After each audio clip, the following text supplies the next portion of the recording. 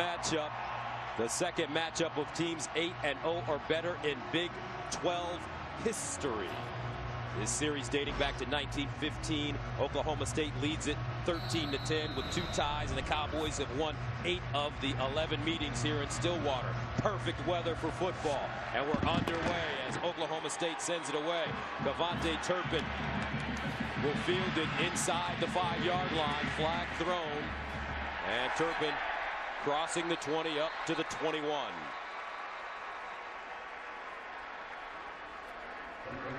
So Cavante Turpin, the freshman from Monroe, Louisiana, having a terrific season. And here comes our first call of the game.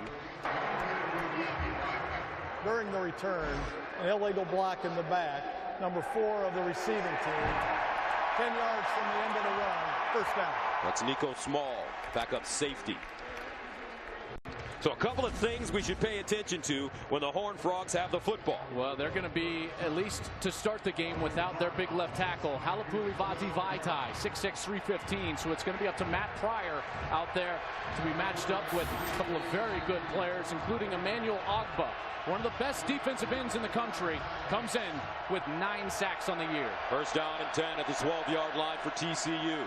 Kyle Hicks in the backfield. Here's Boykin to throw on first down. Sets up a screen, and that ball deflected out of his hands. Guess who? Emmanuel Ogba. And Joel, we're very disappointed. Ogba left off a list that he should have certainly been on. The semifinalist for the Lombardi Award. Emmanuel Ogba is one of the best players in America, and he has been so for 3 seasons. 13.5 tackles for loss, 9 sacks. Left off that list. All I got to say is those voters must not be watching football. Second down and 10 at the 12. Here's Boykin firing to the far side. Intended for Dotson, incomplete. Kevin Peterson covering defensively. And that brings up third down and long for TCU. Kevin Peterson is an excellent corner. 5'11", 190. He'll be matched up against Josh Dotson most of this afternoon. That's going to be one heck of a matchup. Likely to see it again right here. So third down and 10 at the 12. Empty backfield for Boykin. TCU second in the nation to Texas Tech in third down conversions at 54%. Oklahoma State showing blitz. Boykin with time over the middle, and it is incomplete. Intended for Aaron Green, who lined up as a wide receiver, and that ball broken up. Jordan Stearns in the vicinity. This ball was accurately thrown, actually got into the chest, and that's what you get when you got a running back out there, and there was some confusion. I don't think Aaron Green ran the right route because Josh Dotson and he were sharing the same space. Looks like Boykin wanted to go to his best receiver. Dotson wasn't able to find him. So Ethan Perry will punt out of his own end zone. Jalen McCleskey back deep at the 40. McCleskey comes up, now backpedals, grabs it. McCleskey turns a corner. A little bit of running room as he crosses the 40. Flag on the play. A 48-yard punt and a 3-yard return.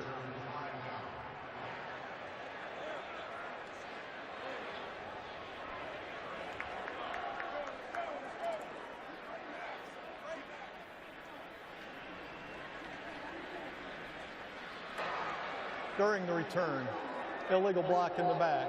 Number 16 of the receiving team. 10-yard penalty from the spot of the foul. First down. So a couple of things to pay attention to when Oklahoma State has the football. True 2-quarterback system. Mason Rudolph will take the majority of the snaps. He's the passing quarterback. J.W. Walsh, the veteran, comes in. They love to run that wildcat package with him, but he still has a great arm. He's played in over 25 games in his career. And then on the defensive side for TCU, it's going to be about the experience of safety Derek Kendrick. With both quarterbacks playing, he's going to have to get his defense in the right position and know which personnel is on the field. First down and 10 at the 30 for Mason Rudolph, the sophomore from Rock Hill, South Carolina. And on first down, he'll throw it near side.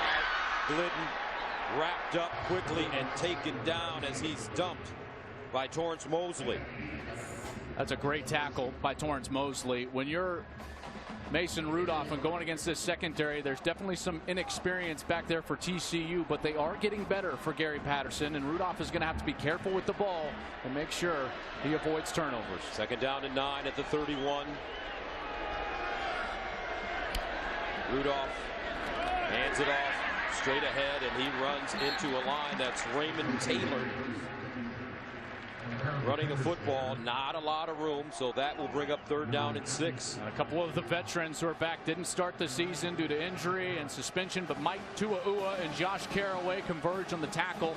2 of the players that Patterson is really leaning on to make sure that this defense continues to grow and develop through this month of November. 3rd down and 6 at the 33 for Mason Rudolph. Earlier this year versus Kansas State, set career highs across the board. 437 yards passing and 5 TDs.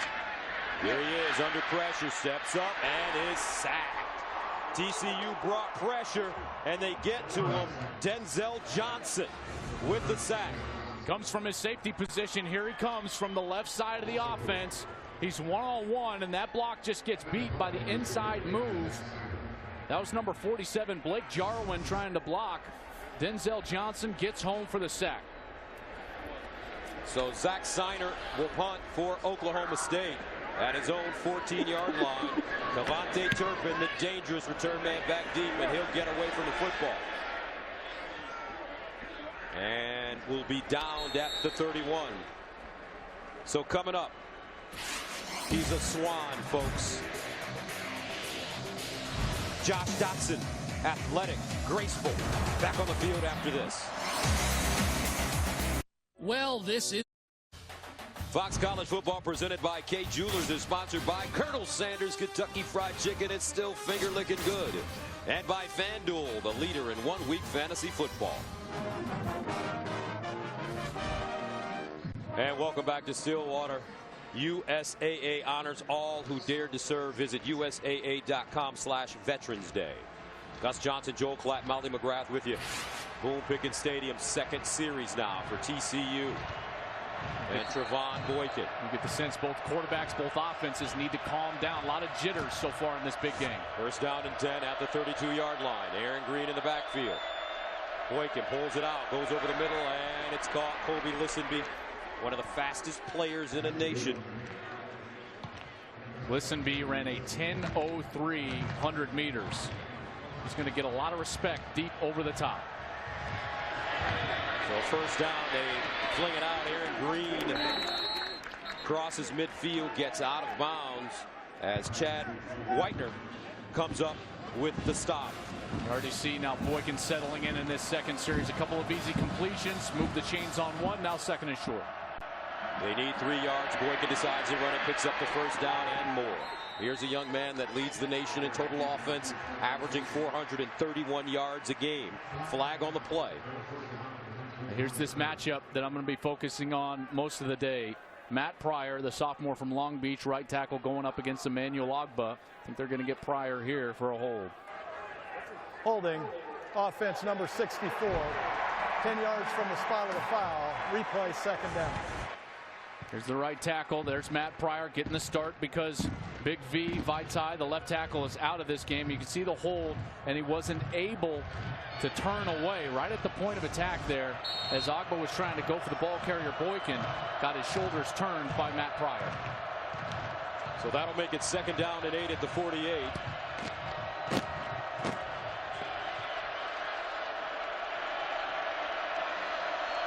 Boykin. Near side, picked off, intercepted, and we've got our first turnover of the game. Jordan Burton, great anticipation, and Oklahoma State is in great field position.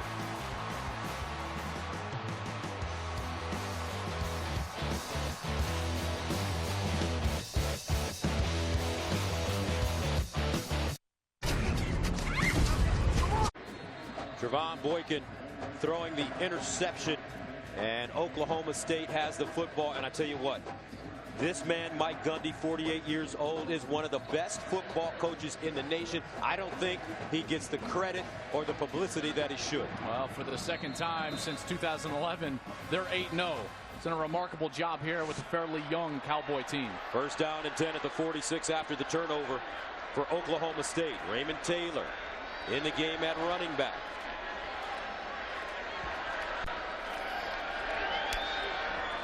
And they'll hand it off to Taylor, trying to get outside, but he's swarmed under before he gets back to the line of scrimmage as Terrell Lathan makes the tackle for the loss. Terrell Lathan, a senior. That's just great pursuit right down the line of scrimmage. As soon as he read that it was a run play, he took off. Very decisive in his move for the tackle in the backfield. Now Chris Carson comes in at running back for Oklahoma State. 2nd and 12 at the 48.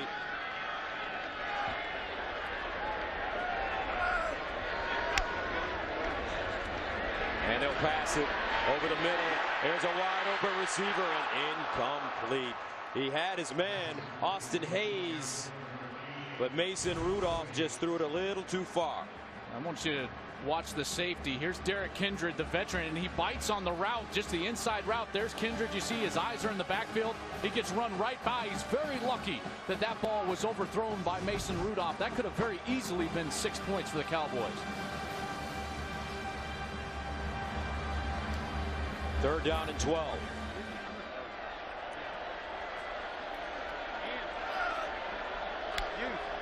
Rudolph with time. Another deep ball. Caught! James Washington, touchdown! Cowboys, 48 yards.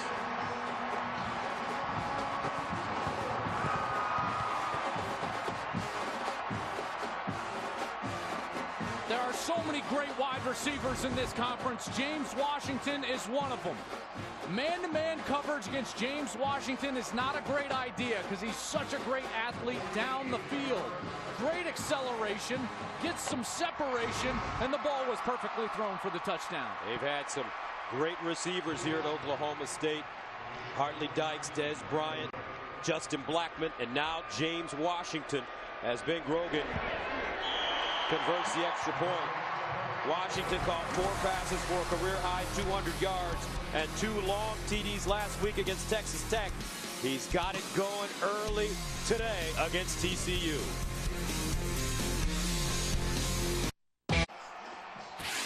Oklahoma State leads this series that dates back to 1915. The Cowboys beat the Horned Frogs in the 1945 Cotton Bowl. 2 years ago here in Stillwater, Oklahoma State won by 14. And last year, TCU beat the Cowboys resoundingly 42-9 in Fort Worth, rebounding nicely from its 61-58 loss at Baylor the week before. OK State, 3 plays, 46 yards. They throw the bomb to James Washington to take a 7-0 lead. Ben Grogan sends it away. Cavante Turpin will start inside his own 5. And Turpin runs into a wall as he crosses the 15, and his surge will get him to the 20. So Trevon Boykin throws the interception. 2 of 6, 21 yards and an interception. And Coach Gundy said it's like facing Jordan or LeBron when you face Trevon Boykin. You know he's going to get his 30. You just don't want him to get 55. I love that. Well, they've done a nice job so far. Not the start that Trevon Boykin wanted here on the road in their first real test of the season. First down and 10 at the 20-yard line for TCU. Boykin near side, ball caught, and out of bounds goes Jarrison Stewart, the freshman from Mesquite, Texas. I love the play call from Doug Meacham, Sonny Cumbie, the offensive coordinators. You got a veteran, you just let him throw his way out of it. Boykin again pulls it out, throws on the move, and that one incomplete. Stewart, the intended receiver. And there's an interesting storyline. Doug Meacham, the offensive coordinator, co-offensive coordinator here at TCU. He's got Oklahoma State ties. Played here as an offensive lineman and All-American, blocking for Thurman Thomas as well as Barry Sanders. He was here as a coach under Mike Gundy, didn't get the offensive coordinator's job, had to go to Houston to coach before arriving at TCU. So a huge game for Doug Meacham here today. 3rd down and 3 at the 27. Boykin Delivers far side. Dotson with the catch, turns it up, and Josh Dotson gets out of bounds at the 45. We know how good Trevon Boykin is, but this kid spectacular as well.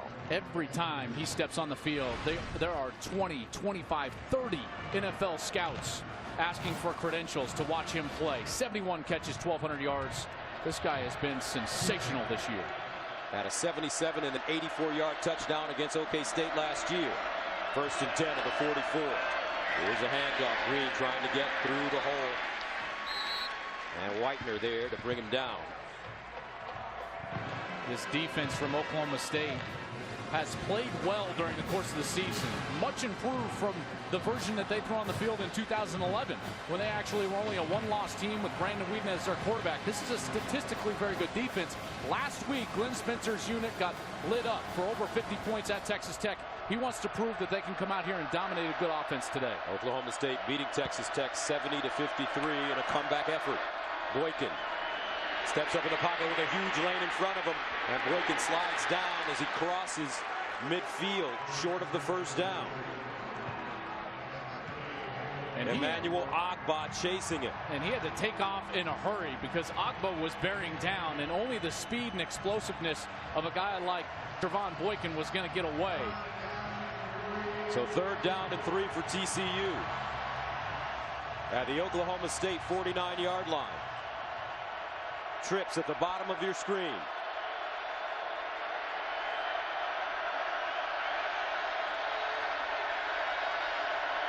Boykin to throw. Over the middle. Caught. 1st down. Horned Frogs. Josh Dotson. He leads the nation in receiving yards per game at 156. Dotson's actually triple covered. They're going to run a linebacker underneath. The safety's trying to come down. Boykin still finds him for the conversion. 6 straight games with at least 100 receiving yards and 2 touchdowns for Josh Dotson. 1st down and 10 at the 44.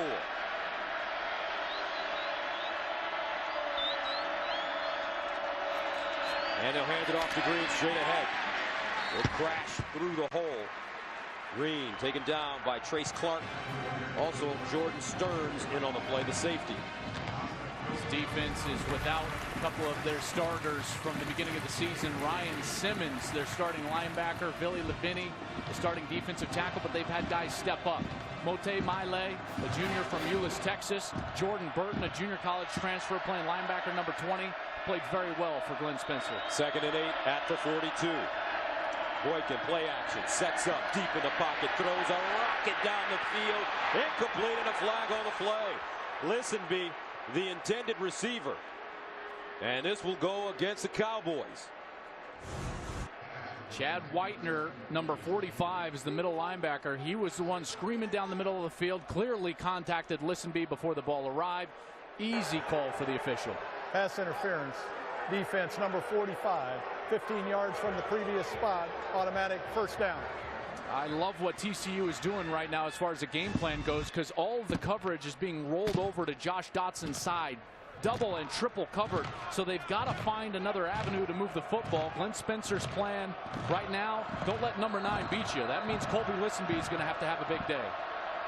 1st down and 10 at the 27. Boykin looking for Dotson. Underneath. Incomplete, and another flag. Dotson wanted it right away. You get the sense that he probably felt like he was being held. Holding. Defense number 1. 10 yards from the previous spot. Automatic 1st down. That's Kevin Peterson. And no question, he grabbed with that left hand and pulled the right shoulder of Josh Dotson back, or else Dotson's likely right now celebrating a touchdown. 1st down and 10 at the 17 for TCU. Trevon Boykin, Heisman candidate.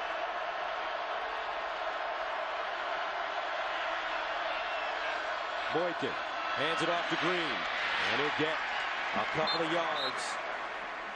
And right now that Oklahoma State run defense is doing a nice job against a TCU team that rushes it 226 yards per game. And they're doing it without one of their starters in the front seven. Jimmy Bean, number 92, not out on the field. A defensive end, a heck of a player. So they're doing it with several different players. Trace Clark, number 90, getting in there, but the effort has been very good for Oklahoma State. Bean has a knee injury. 2nd and 8 at the 15. Boykin goes through his progressions. Underneath, throws another dart to Josh Dotson. And a first down, Horned Frogs. I love how Dotson sits down in space and gives his quarterback a target for an easy completion. Horned Frogs quickly to the line of scrimmage. Dotson, 3 catches, 31 yards. And they'll hand it off. Cavante Turpin lining up in the backfield this time. And this kid is such a versatile freshman. He can run return punts, line up as a wide receiver, get in the backfield, do a little bit of everything. And when you see him, you're like, boy, you're not a big guy. And Gary Patterson's like, don't tell him that, because he thinks he's enormous. Plays bigger than he is, only 5'9", 152 pounds as a true freshman. But it's really changed the dynamic of TCU's offense. Gained 4 yards on the play. 2nd and goal at the 1. Aaron Green back in the backfield.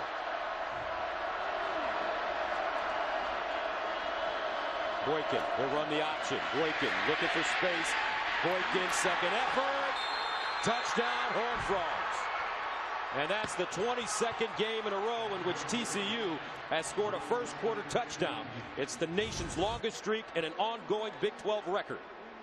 And the Oklahoma State folks are going to say that he fumbled, but that ball was definitely touching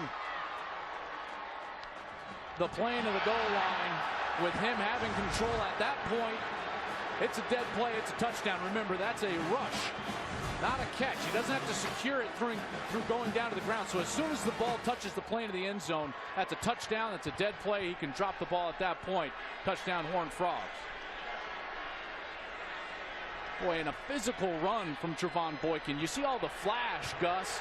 You see him dancing against West Virginia. But there, he lowers his shoulder, knows he has to take on a defender, and still winds up in the end zone. And that's the 7th rushing touchdown of the season for Boykin.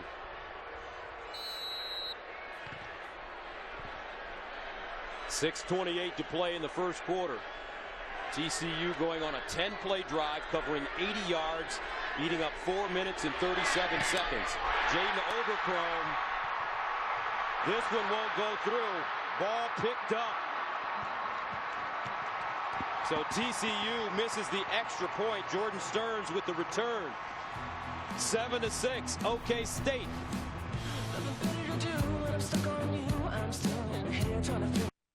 College football presented by Kay Jewelers is sponsored by Lowe's. Hurry in this week for great winter savings. And by Dr. Pepper in college football. It's a one-of-a-kind tradition. Vincent Taylor blocked the extra point attempt. Jaden Overcrome came into this game 46 of 46 on point after tries. And Taylor got his hand up. So 7-6 our score as Oklahoma State prepares to receive the football. As you take a look at the TCU drive, 10 plays, 80 yards, eating up almost 5 minutes. Boykin with the rushing touchdown.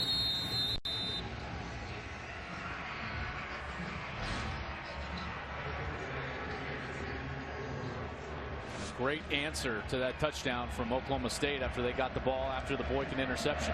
Overcrome sends it away. Jeff Carr, Chris Lacey back deep. And this one juggled by Carr, picked up with it at the 20. Carr still running. And he turns a mistake into a very nice return as Johnson makes the tackle. Let's go to Jenny Taft in the studio for a Lowe's game break. Gus, thanks. Well, as you know, the first college football playoff ranking came out. Clemson is #1, and today they're hosting number 16 Florida State as Dalvin Cook, who's been battling injuries in recent weeks, looks healthy here. 75 yards for the touchdown. The Seminoles score on the second play from scrimmage, up 7-0 in the first quarter. Gus, Joel, back to you. Boy, Dalvin Cook is electric, one of the best in the country. And Sean McGuire getting the start, threw for 300 yards last week when Dalvin Cook was not in the game, just in the first half alone. Rudolph to throw on first down over the middle, and it's caught at midfield. He throws a strike to Austin Hayes. A 13-yard gain. Rudolph quickly getting to the line of scrimmage. Play fake again. Pump fake. Down the sideline, Washington. James Washington again. 50 yards, touchdown, Cowboys. Mason Rudolph is slinging it today, Joe. He missed the first deep ball a series ago, and now he has hit 2 in a row. Watch the double move. He comes out like he's going to block, and then he takes off. Nick Orr, number 18, gets stuck with his eyes in the backfield. All he can do is reach out, try to grab Washington, who runs right by him. And Rudolph puts it on the money. Washington, 4 touchdowns in the last 2 quarters, dating back to last week against Texas Tech. 6:02 to play in the first. Oklahoma State making a statement. Everybody's talking about TCU and Baylor. Don't forget about us.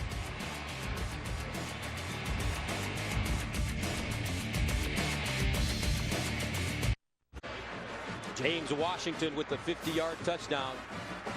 And Oklahoma State takes a 14-6 lead, but you have to talk about Mason Rudolph.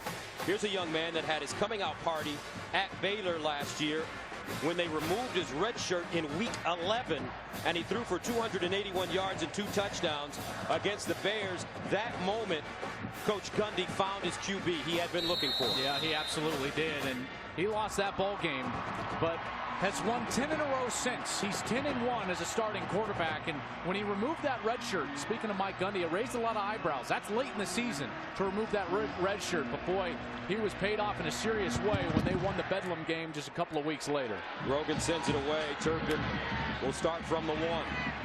And Turpin, burst of speed, flag on the play as he finally goes down at the 30.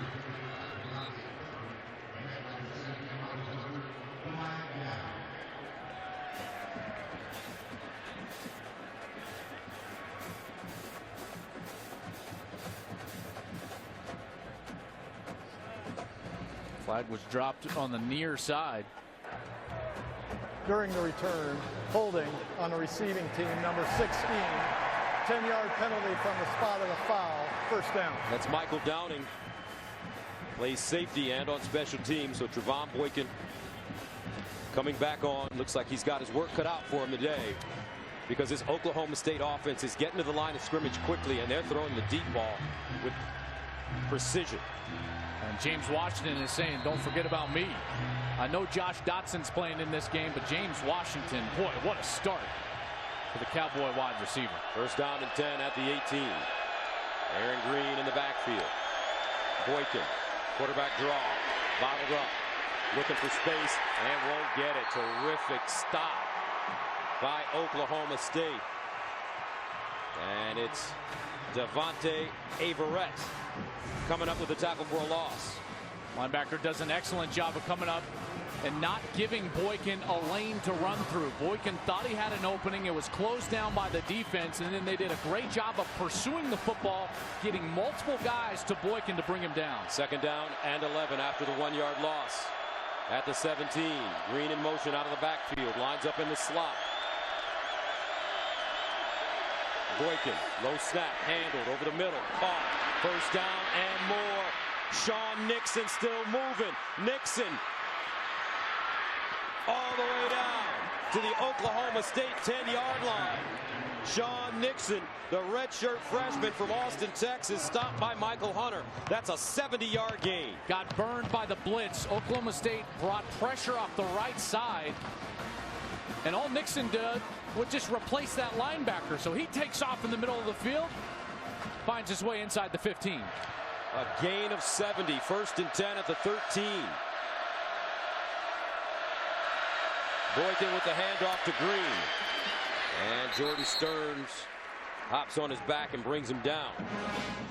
Jordan Stearns is so quick in his run reads. Here's a guy who was a team leader with 103 tackles as a sophomore a year ago. Became the first Oklahoma State underclassman in 18 years to hit the 100 tackle mark. Had a 20 tackle game against West Virginia in 2014. Second and 5 at the 8.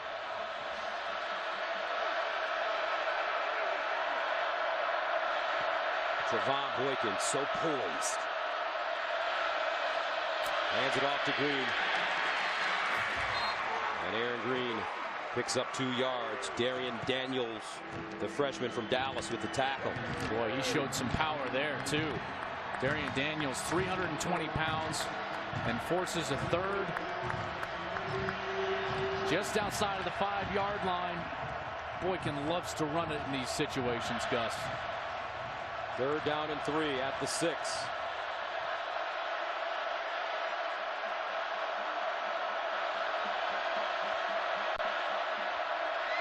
Nixon in motion. Boykin underneath, incomplete, intended for Dotson, but that ball broken up. Looks like Ashton Lampkin got a hand on it. I thought the ball was actually just a hair late from Boykin, and it allowed Ashton Lampkin, as the ball is there right there. Oh, and he gets away with a hold right in front of the official, tugs the jersey back, and he uses that momentum. Boykin saw it, wanted the flag right away, and he used that momentum to get back in the play and bat it away. That's a big no call. So Jaden Oberchrome comes in to attempt a 23-yard field goal. Got it up and good. TCU settles for 3 coming up. James Washington. What a season he's been having. 2 touchdowns already. He'll be back on the field like this.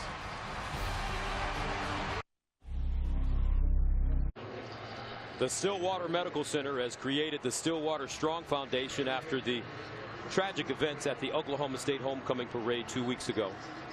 The foundation will provide assistance to victims and their families to help cover medical expenses. Visit smc-foundation.org to learn more.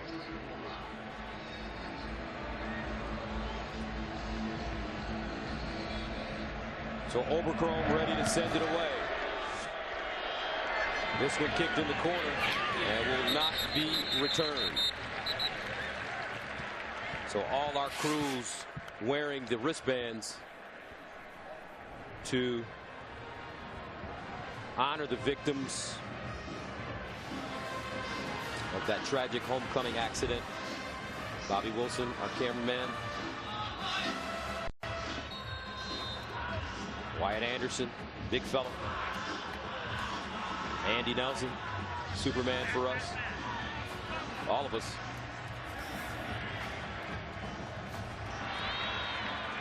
First down and 10 at the 25. And they'll hand it off. Stand on the ground. Raymond Taylor. Not a lot of room. He picks up a couple. We're going to have to see an adjustment from TCU. They're going to have to play safety help over the top of James Washington. Should open up the run game for Oklahoma State. Rudolph near side. And it's Washington again who gets thumped going out of bounds by Isaaku. And a flag on the play. Yeah, mistake. Isaaku came in and was a step too late. That hit took place out of bounds. They'll tack on 15 more. After the play was over, personal foul, number 21 of the defense, late hit out of bounds. That penalty will be added to the end of the run. First down. It's actually number 31, Ridwan Isaaku. That right foot was down out of bounds. Clearly heading that direction. The officials were all over it. First down and 10 at the 49 for Mason Rudolph, who's been brilliant in this first quarter. 5 of 6, 120 yards and 2 touchdowns.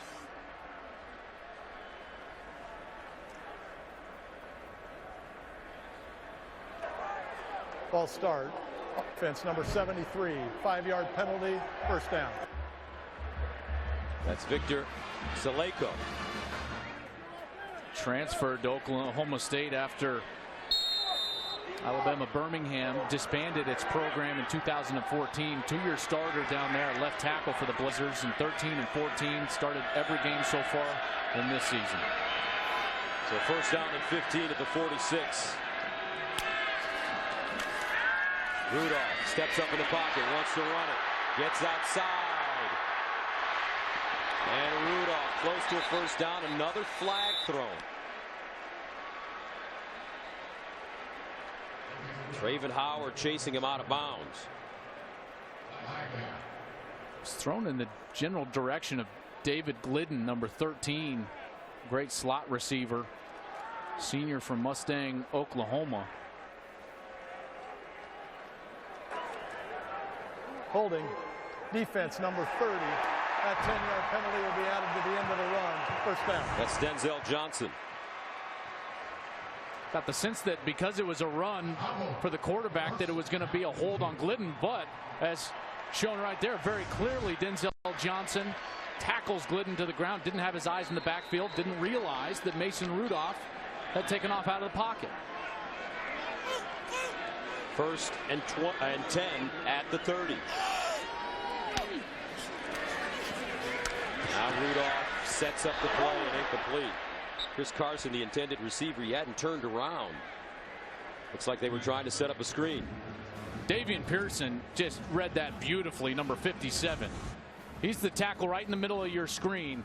And as soon as he realizes that he's being blocked and right in the face of the running back, he just takes off with him right down the line of scrimmage and is right there. Oklahoma State actually lucky that ball wasn't caught. It would have gone for a loss. 2nd and 10.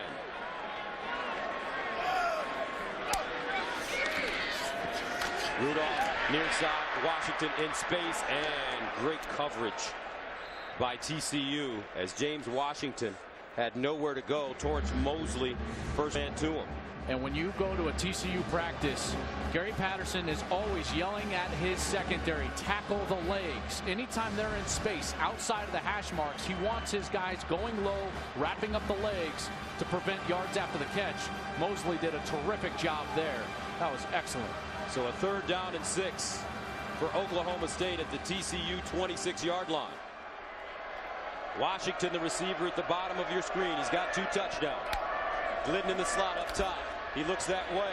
Rudolph in trouble. Flag on the play. Rudolph throws incomplete. And it looks like this will go against the Cowboys. Davian Pearson getting into the backfield for TCU. Holding. Offense number 57. 10 yards from the previous spot. Replay 3rd down. Pearson's coming from his tackle spot, and number 57, Paul Lewis, the junior from Houston, he just turns him, has his hand outside the shoulder, drags him down right in front of the official. The flags came out. Pearson doing an excellent job on this series. He's being disruptive. That's what you want from your defensive tackles, is that they're disrupting the timing of the offense. Pearson's done that on this series. 3rd down and 16 at the 36.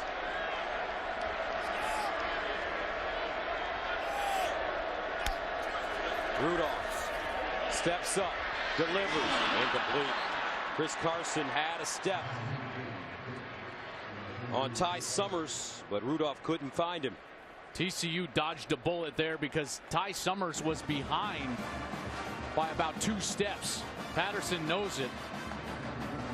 And these defenses have done a pretty good job so far. I know Oklahoma State has scored 14 already, but a couple of stops now for each defense against these high-powered Big 12 offenses. So Siner will punt it away at his own 49. Turpin back deep. End over end kick.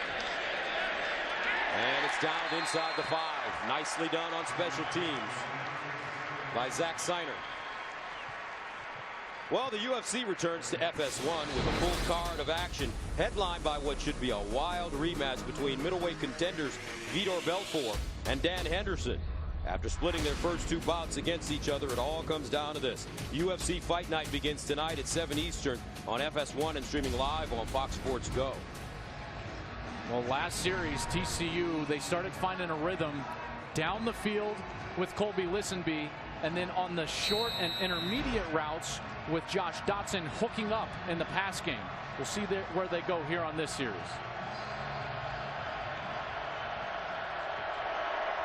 From the 4.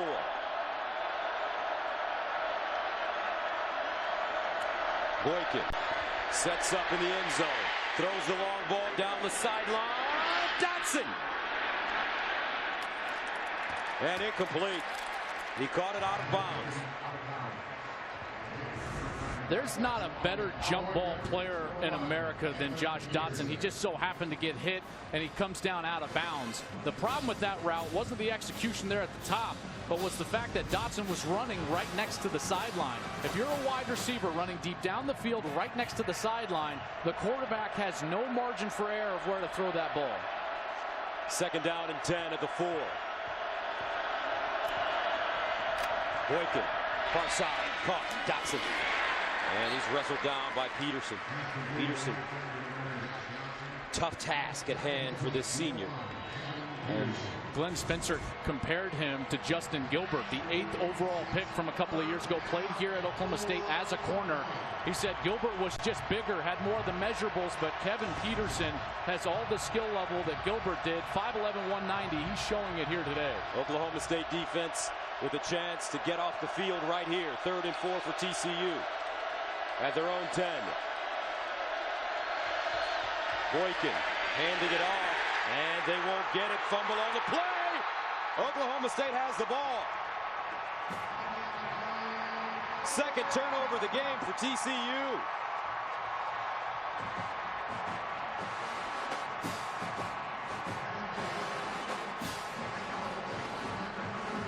He ran in to the back of his own lineman. Here's Green going down, and their knee is touching the turf. That ball looks like it's still secure, and then it comes loose. They should absolutely review it. It was close enough to review, and they should take a further look. The ruling of the field of a fumble is under further review.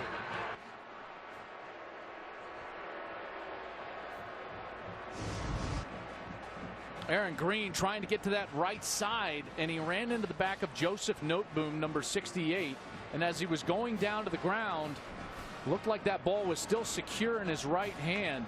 Mike Pereira, as always, our rules official, our rules expert, with us from Los Angeles. Mike, what'd you see?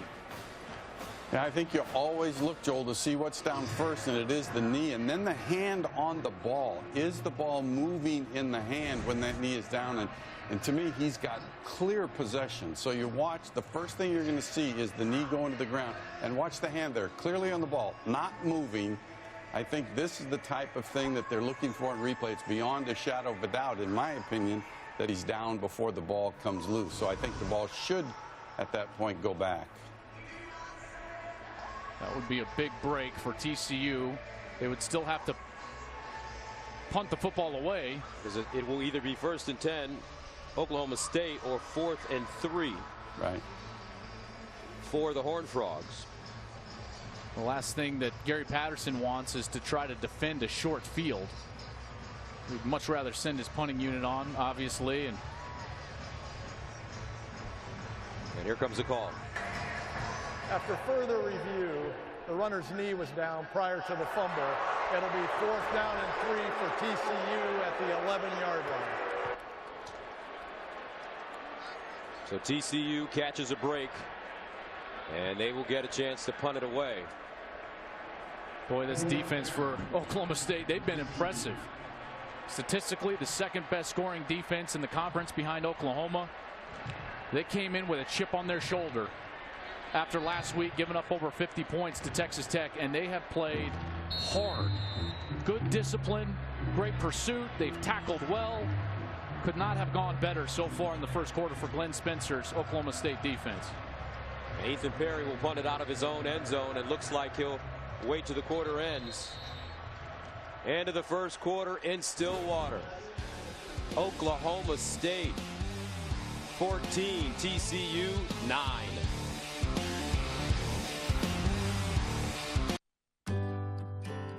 There's no one I'd rather share with. 14-9, Oklahoma State with the lead and the ball as we start the second quarter.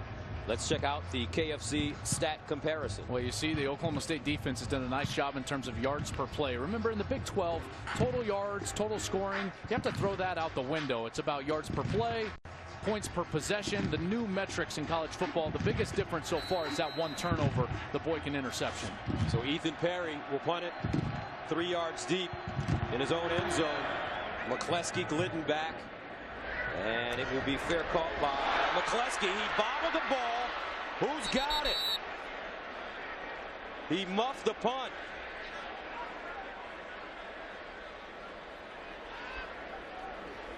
The second time that he tried to go up and catch it as if he was a receiver with his hands rather than cradling it in like you normally see from a punt returner. It looks like Oklahoma State will retain possession. And this is where an intricacy of this stadium comes into play. This stadium runs east and west, not north and south.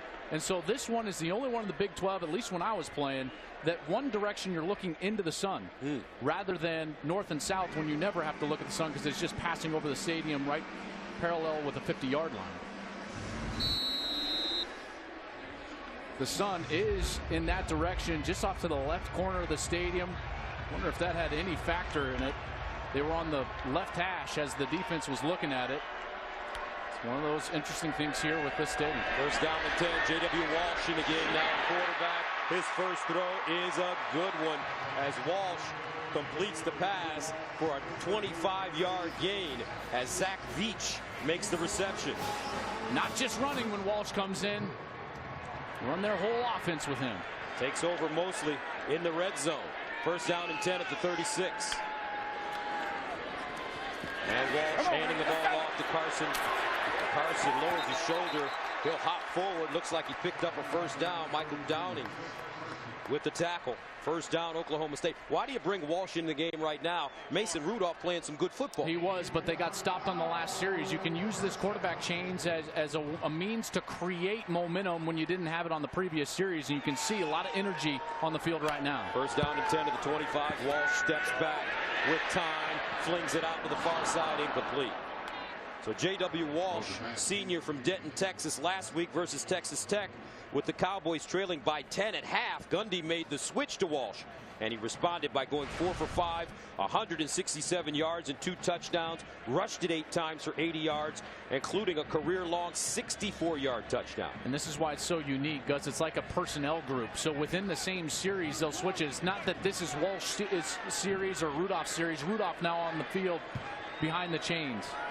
Second and 10 at the 25. Rudolph pumping. Flings it out to the far side. Taylor with running room. First down, Cowboys. Right now, the Oklahoma State offense has all the answers. Yeah, TCU got stuck in a blitz. They were trying to bring pressure on Mason Rudolph, which worked earlier in the game for a sack. That same blitz Gary Patterson goes back to, though. Rudolph recognizes it, and he's able to get the ball out to the outlet. The wide receiver, running back on the swing route to the outside. First down and 10 at the TCU 12 for Oklahoma State. And they'll find Taylor. No, Jeff Carr. Jeff Carr. Touchdown, Cowboys.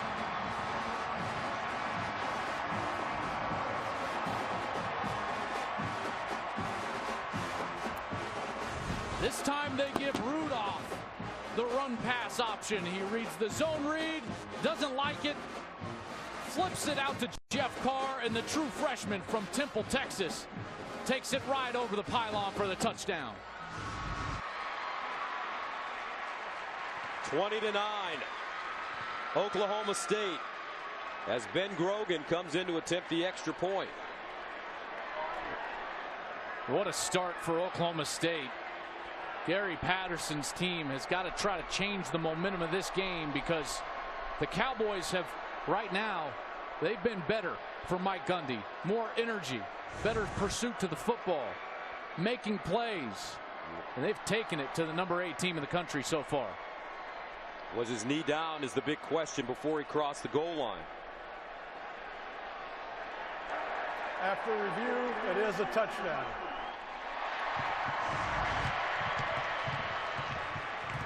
So the touchdown stands as Grogan comes in for the extra point.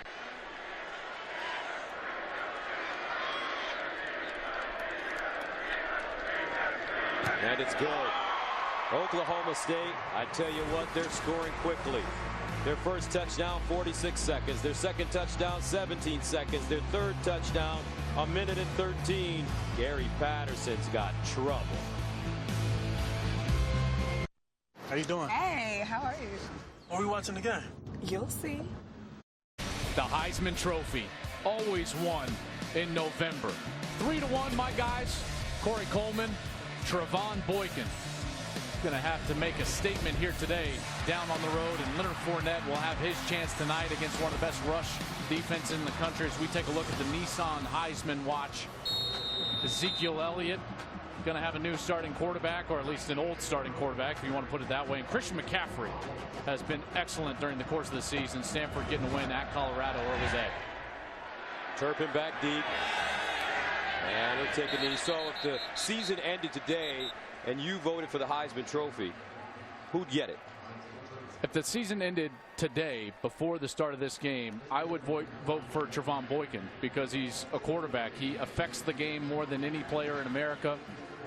As far as total yards go, he's got more total yards, more touchdowns per game through 8 games than the last 4 Heisman Trophy winners. Now, Leonard Fournette's going to have a lot to say about that. He's having one of the best seasons I can remember. And obviously, with the perception of the conference that he plays in, he's going to have to lead nationally. But my guy would be Boykin right now. First down and 10 at the 25.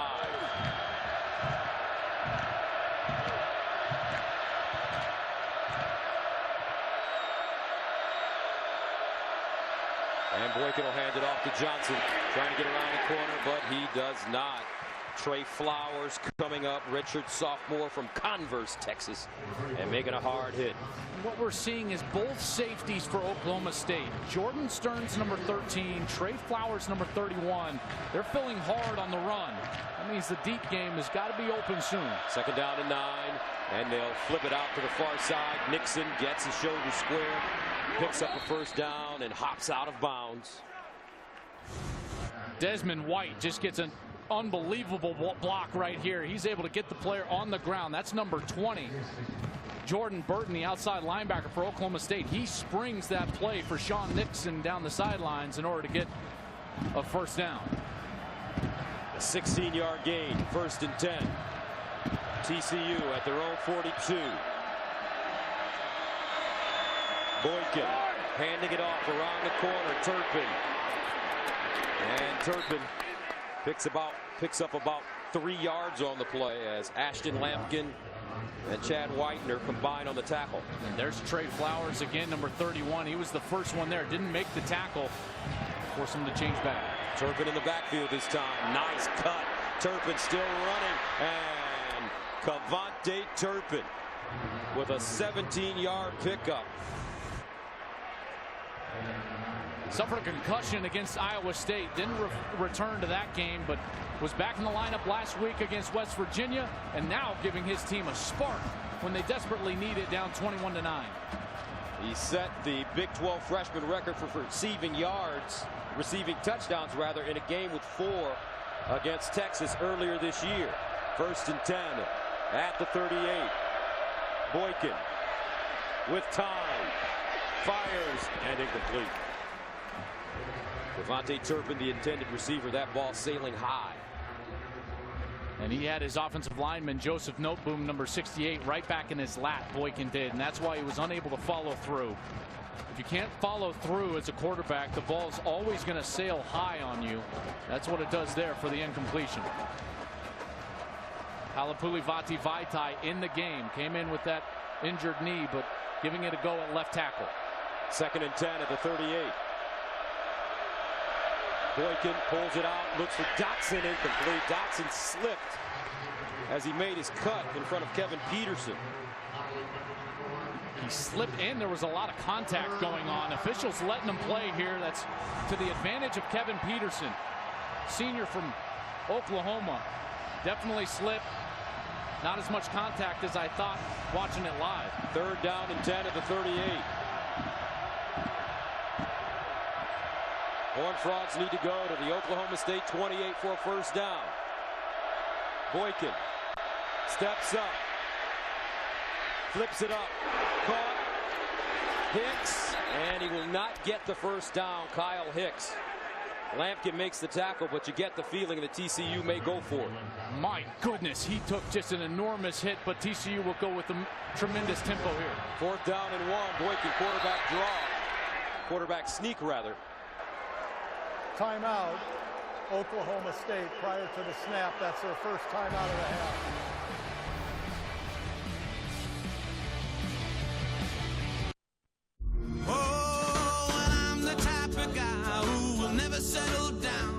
One with a meeting. I've got to. Yeah, we gotta go.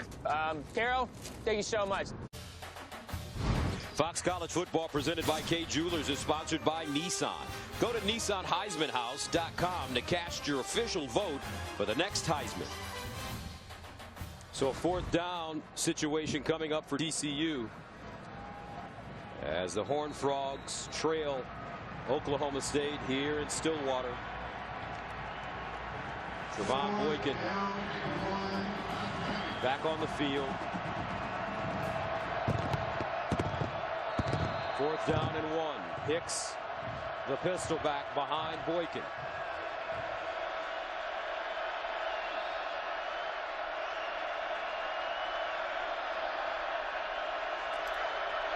Boykin runs it himself, picks up the first down and more as he's finally chopped down at the 20. That dude is so calm. I mean, big situations, 4th down, reads it beautifully, finds the seam. You know, that's one of the great weapons that TCU has, is the fact that their quarterback is not going to panic. On the road, 21-9. Still the second quarter. He knows there's a lot of time left. This guy just stays even-keeled and calm at all times. 1st down and 10 at the 21. Watch Josh Dotson. He's in the slot at the top of your screen. Boykin looking that way. Boykin reverses field. Boykin taken down at the 32. Jarrell Owens, the redshirt freshman. And this is just all effort. Great coverage down the field. And Owens just never quit. Working against Vaitai. Big V, number 74, with that knee injury. Overpowered him, was able to get to the quarterback. And now Vaitai moves over to the right tackle spot. A sack for Oklahoma State. They're second in the nation behind Penn State in sacks per game. Nearly 4-point contest. 2nd and 21. Boykin checks it down. Has Turpin.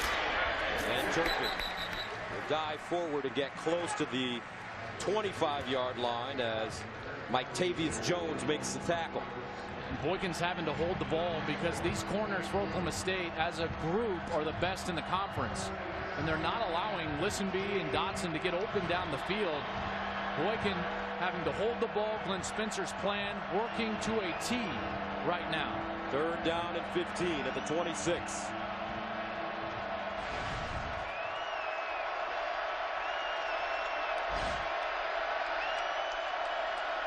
Here's Boykin to throw it.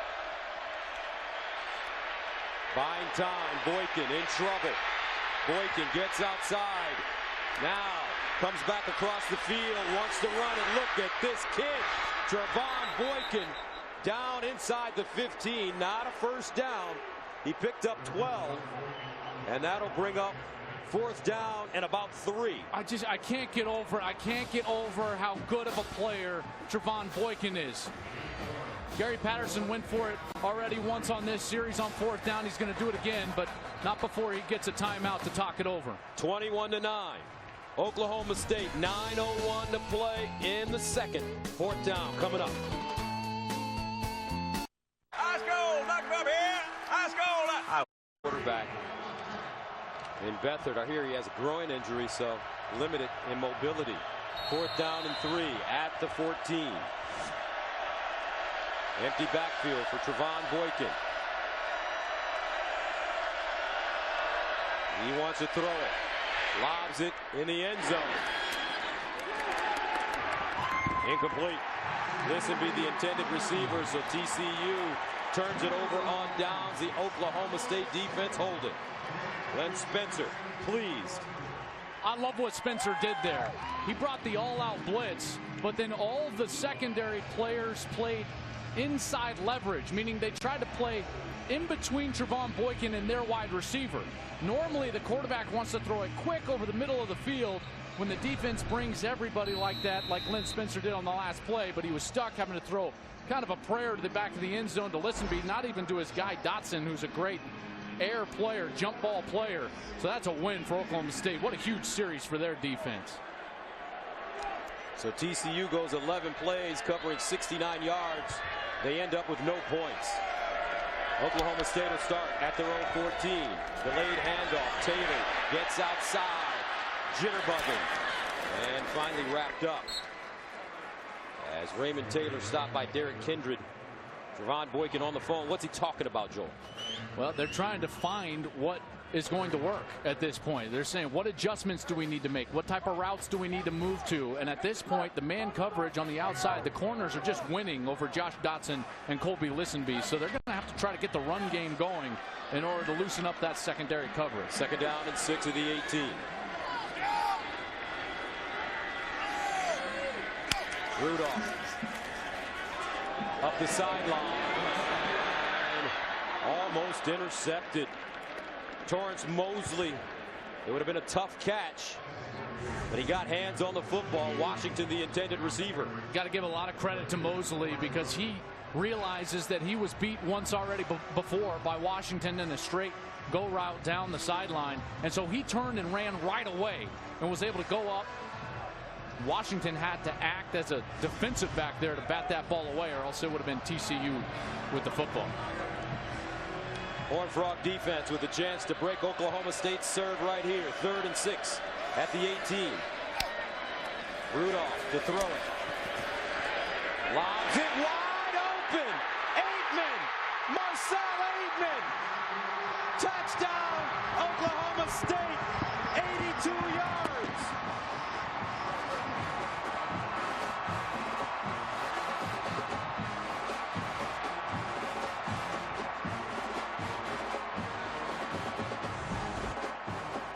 Derek Kindred, number 26, the safety.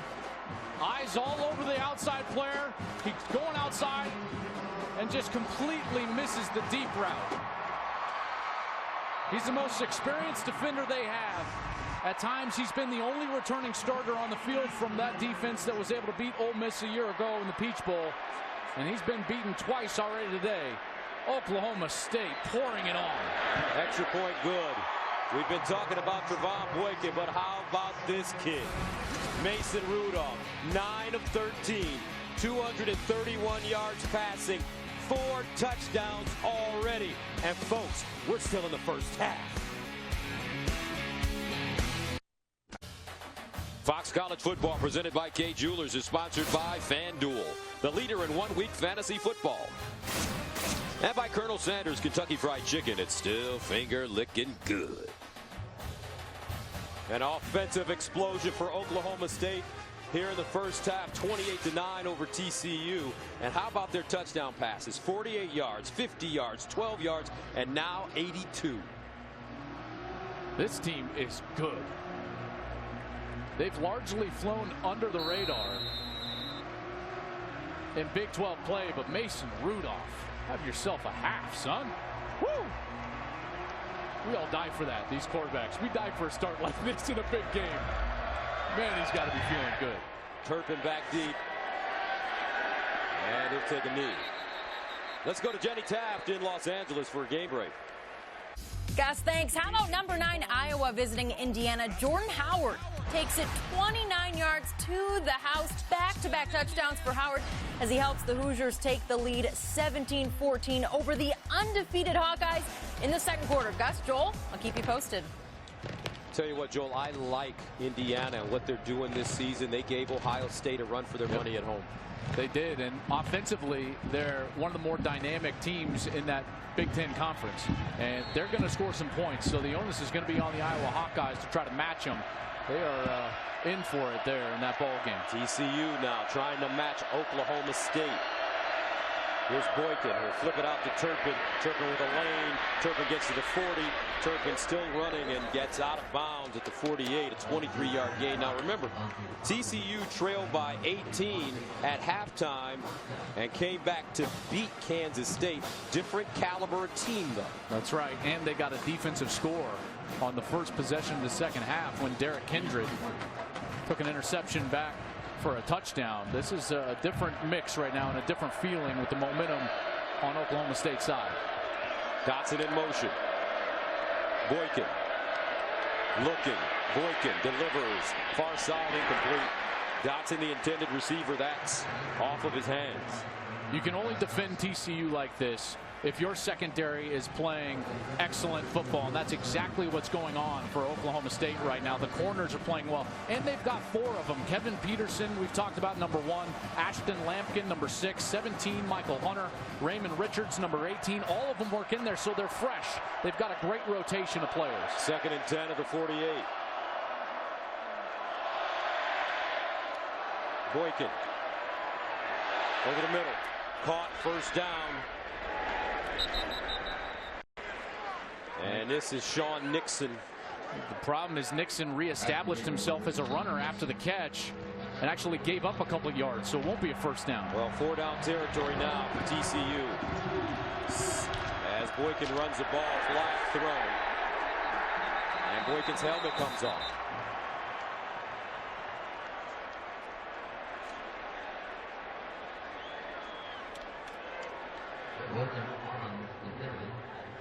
Tried to run an unusual formation there with the offensive tackles going out wide. I'm not sure everyone was set when they snapped the football.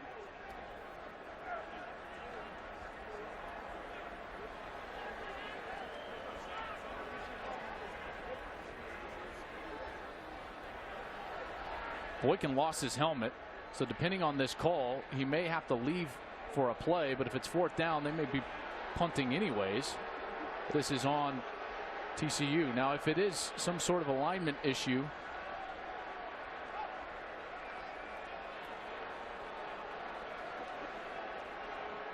Oklahoma State would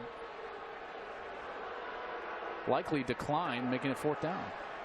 Illegal formation on the offense. Too many men in the backfield. That penalty is declined. Number 2 for TCU's helmet came off. TCU has chosen to call a timeout to keep him in the game. 7:02 to go. Second quarter. 28-9. How you doing? Hey, how are you? 7:02 to go in the second quarter. Trevon Boykin remaining on the sideline, so it looks like Gary Patterson will punt the football away, trailing 28-9 on 4th down. As Ethan Perry trots out. I think that's a smart decision. The last thing he wants to do is create momentum for Oklahoma State and give them a short field all at the same time. But the bigger point, the Oklahoma State defense turns them away again. They've been great today. I mean, sensational play. Jalen McCleskey back deep. And he has it at the 10. Every game is important for 12th ranked Utah as they try to get themselves into the playoff conversation. Tonight they take on Washington, and it's a must-win game for the Utes. Coverage begins after our game right here on Fox, and Huskies getting a little bit better. They are, in particular on the defensive side. That one could be one of those low-scoring affairs. If you like defense, pitching duels, That's right. You're likely to enjoy tonight's ball game. Obviously, Utah still in the mix, control their own destiny in the Pac-12 South. And as we've seen, Gus, if their quarterback, Travis Wilson, plays well and efficient, they're tough to beat. Of course, through those 3 interceptions at USC and their lone loss of the season. So Mason Rudolph comes back on the field. First down and 10 at the 10-yard line for this sophomore from Rock Hill, South Carolina. Rudolph to throw it on first down, guns it over the middle and caught. Jalen McCleskey, a 18-yard gain. And this offense is just humming now. I mean, fast tempo. Rudolph again. Another completion. You can hear the velocity of that football all the way up here. This time it's Blake Jarwin, an 18-yard gain. So back-to-back 18-yard gains. They'll run it Childs, and he'll get down to the 45. I've never seen an offense move this quickly, Gus.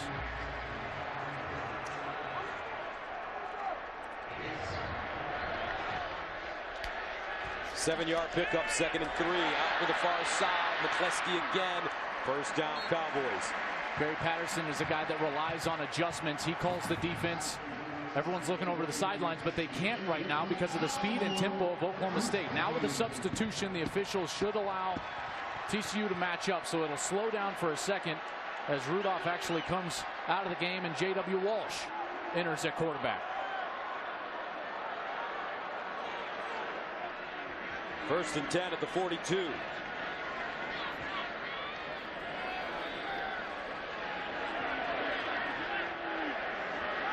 Raymond Taylor, Jeff Carr in the backfield with J.W. And a timeout called by OK State. That's their second timeout call. 28-9.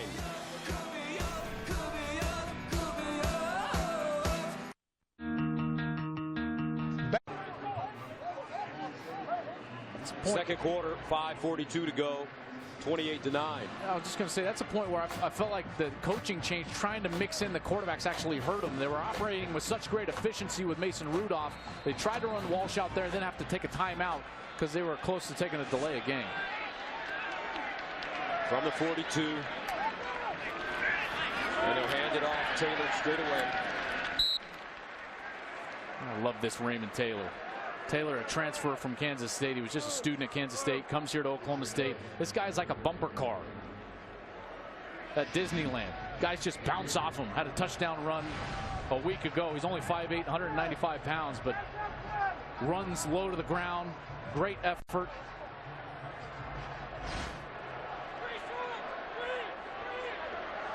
Second and 7. McCleskey in motion. Walsh pits it to McCleskey. He wants to throw it, does it, and is chopped down. Great job by the TCU defense as Joseph Broadnax and Ty Summers read the play. Now the coaching staff stopped the momentum for Oklahoma State when they ran a new personnel group on. That tempo was so good, the efficiency was so good, and then all of a sudden it's frozen and Mason Rudolph has to come back on the field now in a 3rd and long situation. 3rd down and 11.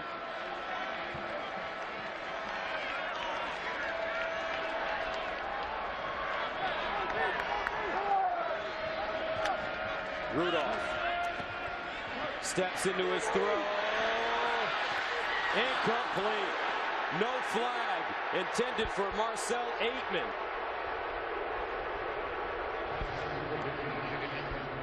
Well defended. Nick Orr.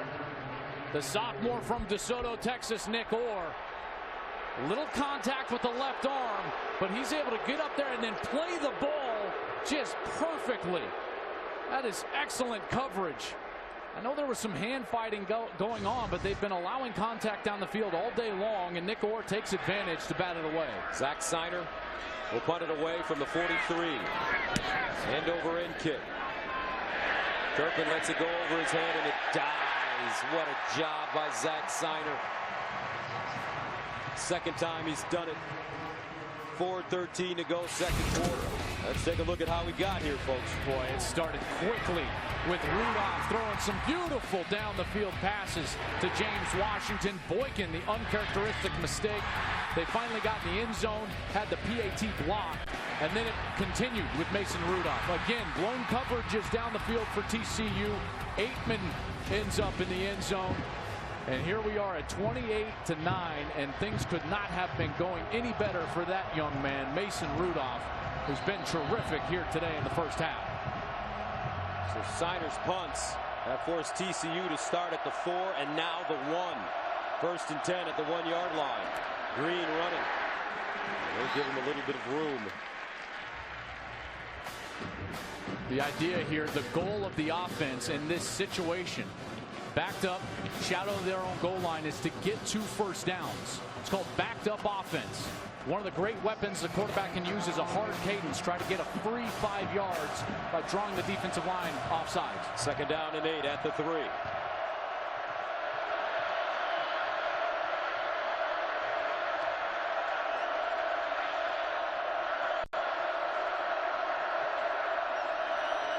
Boykin throws off his back foot. And it's a catch. Nicely done by Josh Dotson. I thought he was throwing it away. Dotson wasn't. He was running a go route. Boykin had a player right in his face. Number 10, Seth Jacobs, just threw it out of bounds. Dotson comes back to catch it. 1st down. Boykin now runs it himself.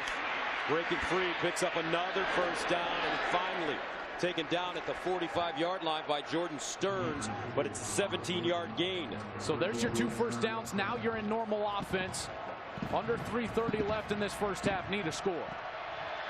TCU with 1 timeout. And Aaron Green running.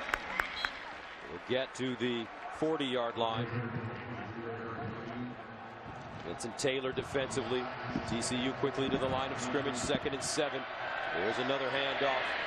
And Green stopped by Vincent Taylor again. Nowhere to go against this rush defense, the best rush defense in the Big 12, only giving up 138 yards per game, and now another one of these huge 3rd down opportunities for the defense to get off the field once again. They've been excellent, and it's all started with their coverage. Their corners have locked up these great wide receivers all day long. They'll have to do so again here. TCU 2 of 8 on 3rd down conversions. 3rd and 5 at the 40.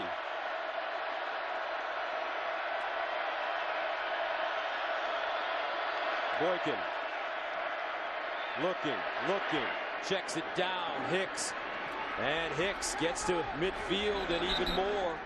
1st down. Horned Frogs at the Oklahoma State 45. That's experience. He didn't force the ball down for the 1st down. He checks it down, allows his back to run for it. Boykin now throwing on 1st down. In trouble. Scrambling. On the move. Woo! Incomplete. Desmond White had hit him in the worst place possible. Right in the hands. White's going to want that one back. His quarterback, Dipsy-Doo, out of the pocket, buys some time. They have another 1st down right in the hands of the sophomore from DeSoto. High school quarterback from DeSoto, really a high school legend. At 5'7", 150 pounds, just an excellent player, but drops the last opportunity. 2:01 to play in the 1st half. 2nd and 10 at the 46 for TCU. Boykin over the middle. Caught by Dotson. Breaks the tackle and goes down. And Josh Dotson gets up, grabbing his wrist. Uh-oh.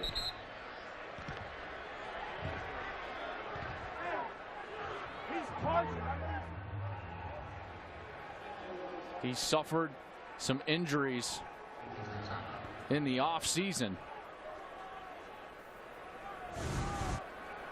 Had an ankle injury, a hand injury. Didn't allow him to play in spring ball or fall camp. As he goes down, you see that left hand was down on the ground when Jordan Burton came in from the inside.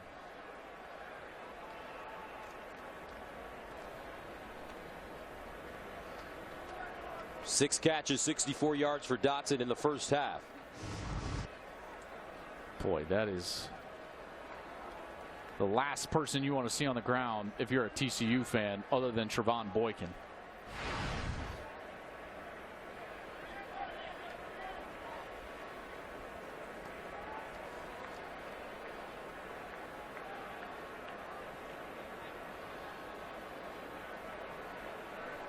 Last year he broke all of the TCU records receiving wise, and then he's already smashed those same records that he set so far in this season through only 8 games.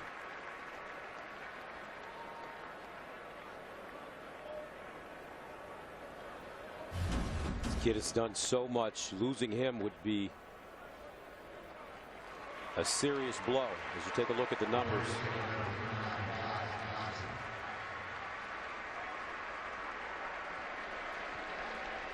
He's a game-changing type player. He affects everything that goes on the football field. because Glenn Spencer, the defensive coordinator, has to call defenses that account for Josh Dotson with 2 and sometimes 3 players. Now he can commit more resources to stopping number 2, Trevon Boykin, in both the run game and spying him when he scrambles, when he's trying to throw the football. First down and 10 at the 34. Somebody has to step up with Dotson on the sideline. Boykin fires it. This one caught by Green. And Green tripped up at the 30-yard line. Well, you see the true measure of a leader and a quarterback in these situations. You start losing players around you. You're on the road against the number 14 team in the country. It's 28-9. Trevon Boykin has got to be great from now on. Second down and 7 at the 31. Boykin over the middle. And incomplete. Intercepted. Flag on the play, and Trace Clark almost had the interception.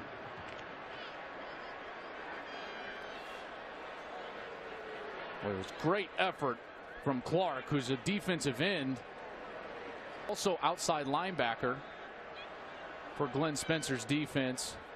Oh, a large discussion going on. There wasn't contact between Trace and the receiver Turpin. I'm wondering if they're discussing, Gus, the contact that was made after the ball was tipped when Turpin was in a defenseless position. Turpin in a defenseless position. There's the hit. It may be targeting. It may be the discussion. Personal foul, targeting number 13 of the defense. That play is under further review. Jordan Stearns, number 13. Mike Pereira joins us from Los Angeles. Mike, your thoughts on this play? Well, you know, this is our great targeting rule that we have here in college football. You know, was the intent to go helmet to helmet? You know, it looks like the face is up, but again, any contact of the head or neck area. But to me, this is not the flagrant play that you're trying to take out of the game. You know, there's almost face mask on the helmet to me. And I would love the philosophy to be, if it's at all close, then take off the targeting. But we'll see what they look at in replay if they consider that there is contact of the head or neck area of a defenseless player, which the receiver is. That's what's so difficult, Mike, is that in the language, by the letter of the law, yes, there's contact, helmet to helmet, head or neck area to a defenseless player. But in the gray area, and the intent of the safety is what you're talking about. And that's where you would hope that. I mean, the bailout here, Joel, is that it has to be forcible. I mean, they did put that rule in, that has to be forcible contact of the head or neck area. I agree with you. This rule in particular, I'm all for protecting players, but attaching the ejection is just such a severe penalty. We'll see what happens here. After further review, the foul is not targeting. They have an incomplete pass. That'll be 3rd down. Yeah, I agree with that reversal. Well done. With the intent not there. That's an excellent job by the officials.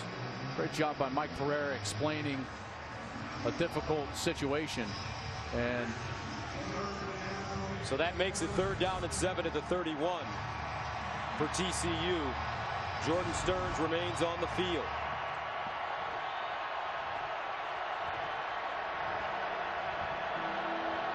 Boykin out of the shotgun. Aaron Green standing next to him. Josh Dotson on the sideline with an apparent wrist injury.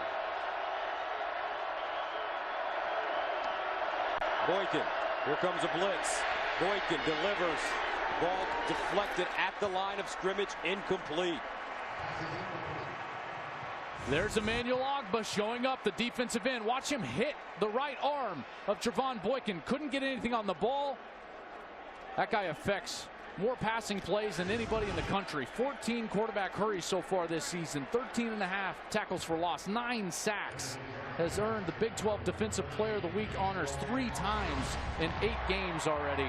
And he forces TCU to a kicking situation. So Jaden Oberchrome comes in. He kicked a career-long and school record tying 57-yard field goal against West Virginia as part of a 4-for-4 performance.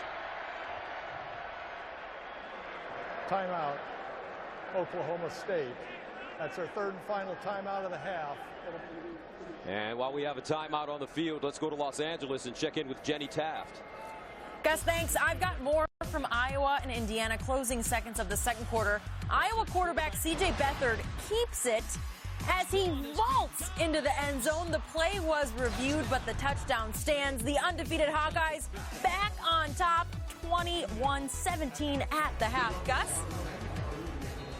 All right, Jenny, thank you very much. You have to really tip your hat to Kirk Ferentz and what he's been able to establish. They went through some rough times, but the university stuck with him, and now Iowa playing some good football. They really are, and this really their most severe test before a potential matchup with the East champion in the Big Ten championship game. 49-yard field goal attempt for Jaden Oberchrome.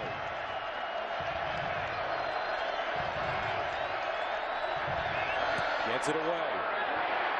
And no good. Oklahoma State doing it all in the first half, especially on defense.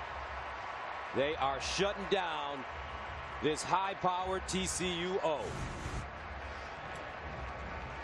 Good snap, good hold. Oberchrome, who's been one of the best kickers in this conference for a long time, over 70 field goals made, and the disappointment for TCU. Boy, there's just a lack of energy right now for the TCU side because this Oklahoma State team has come out there and hit them in the mouth. This defense has been awfully impressive, holding TCU to 9. They've been physical with the wide receivers. They've stopped the running game, and they've bottled up Trevon Boykin for the most part. And Oklahoma State will have the football to start the second half. Rudolph out of the shotgun. Cowboys out of timeouts, and they'll throw it anyway. Steps up and goes down. Terrell Lathan with the tackle, 40 seconds and counting. Fewest points in a half this season for TCU.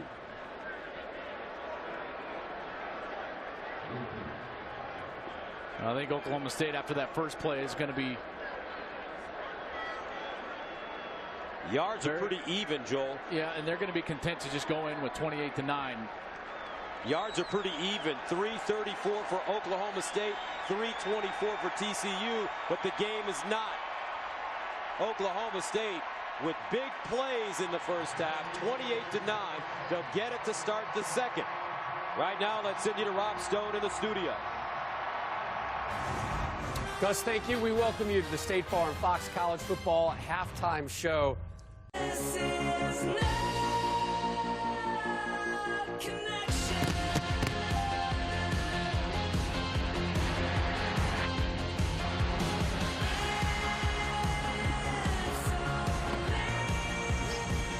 Welcome back, Stillwater, Oklahoma.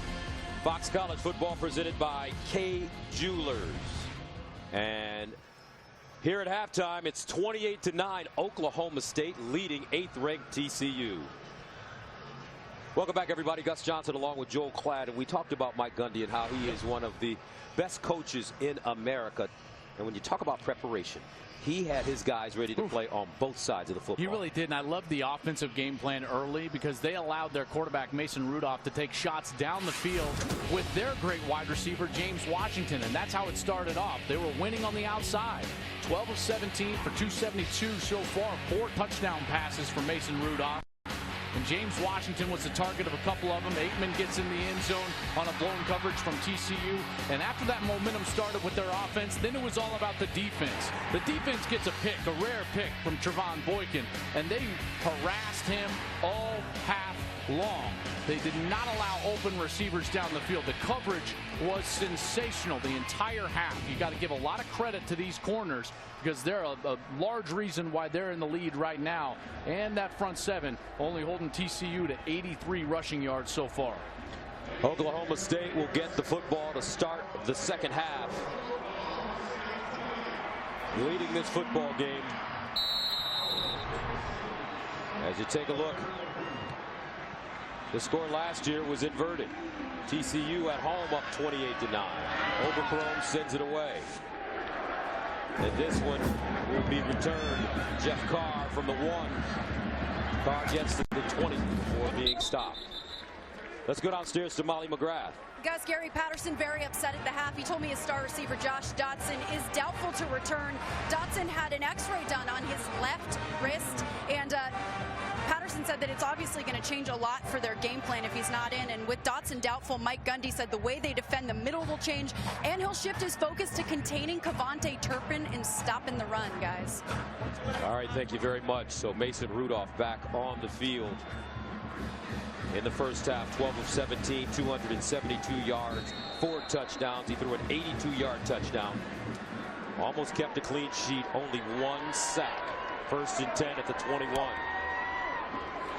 And they'll hand it off a first down to Ray Taylor.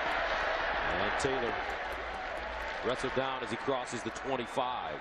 You know, one of the only times this Oklahoma State team was stopped in the first half, it was because I felt like the coaching staff got bored. You know, they wanted to switch the personnel and do something new.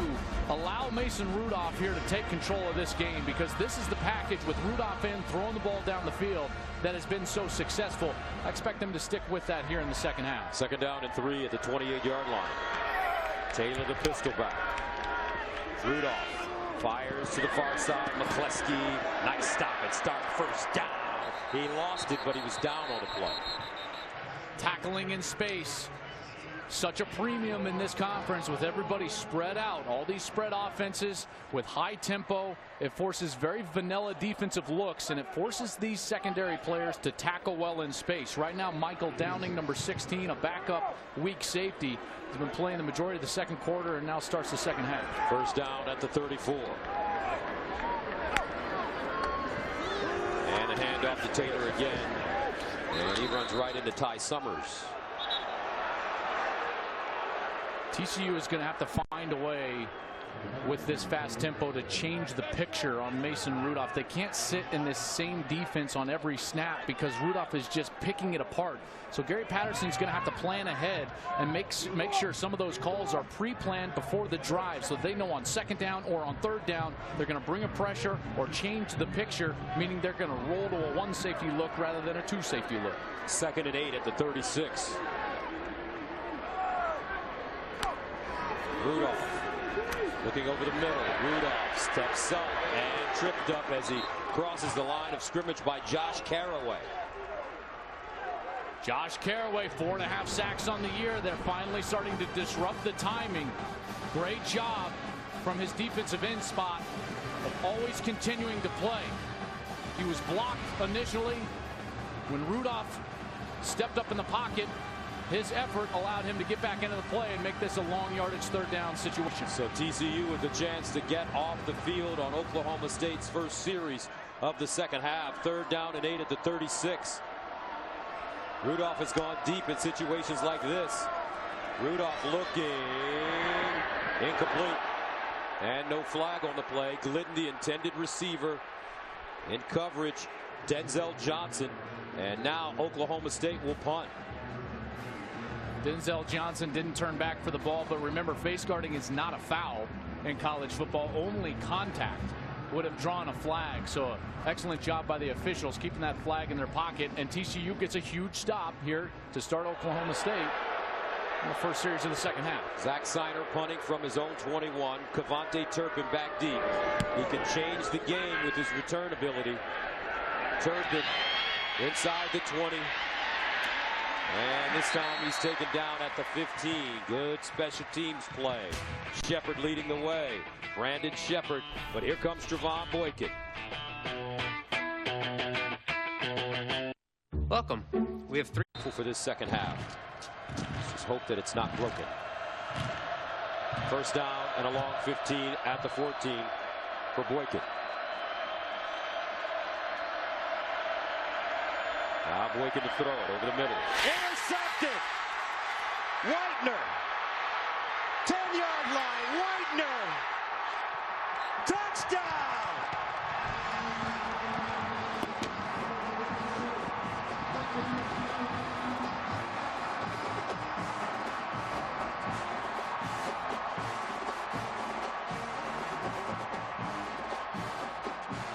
Chad Whitener started this season as a backup, comes into the starting lineup after Ryan Simmons was lost due to injury.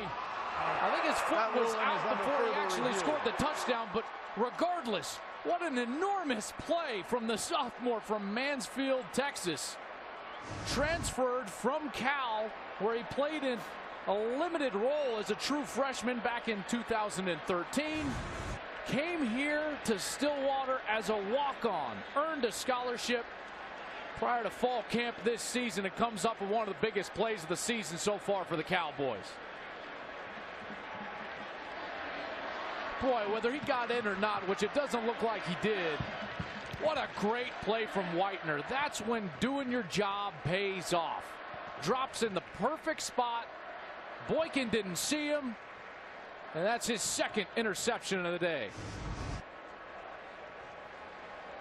This play under review, and pretty obvious that Whitener did step out of bounds before he got in the end zone. Boy, who says there's no defense in the Big 12? Yeah, who says that? How about these Cowboys? And what is it? What have they done to confuse Trevon Boykin? They have jammed the wide receivers at the line of scrimmage. Review, the runner stepped out at the 1.5-yard line. The ball would be placed at the 1-yard line. First down, Oklahoma State. They're playing into their bread and butter, which is their rush. Emmanuel Ogbah, that front seven. They jam the wide receivers, force Trevon Boykin to hold the football longer than he wants to. And because of that, they're making huge plays. So you're saying their timing is off. They're disrupting their timing. They've got no timing because of the jam at the line of scrimmage. This secondary is what has propelled this unit, the defensive unit for Oklahoma State during the course of this day, and they're allowing the linebackers and defensive linemen to disrupt Trevon Boykin's timing in the pocket. It's been masterful. A great game plan from Glenn Spencer and great execution by these kids. First down and goal at the 1-yard line. Carr and Taylor in the backfield. And this is Rudolph with the quarterback run. Touchdown, Cowboys. No, excuse me, J.W. Walsh. That's his specialty.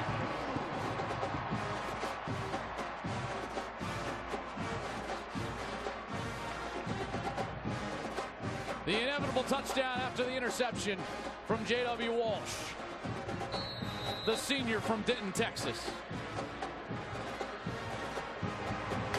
Ben Grogan for the extra point. Oklahoma State has converted opponents' turnovers into 100 points this season, most in the Big 12. J.W. Walsh finding the end zone. How about this? TCU in major trouble. Fox College Football presented by Kay Jewelers is sponsored by AT&T.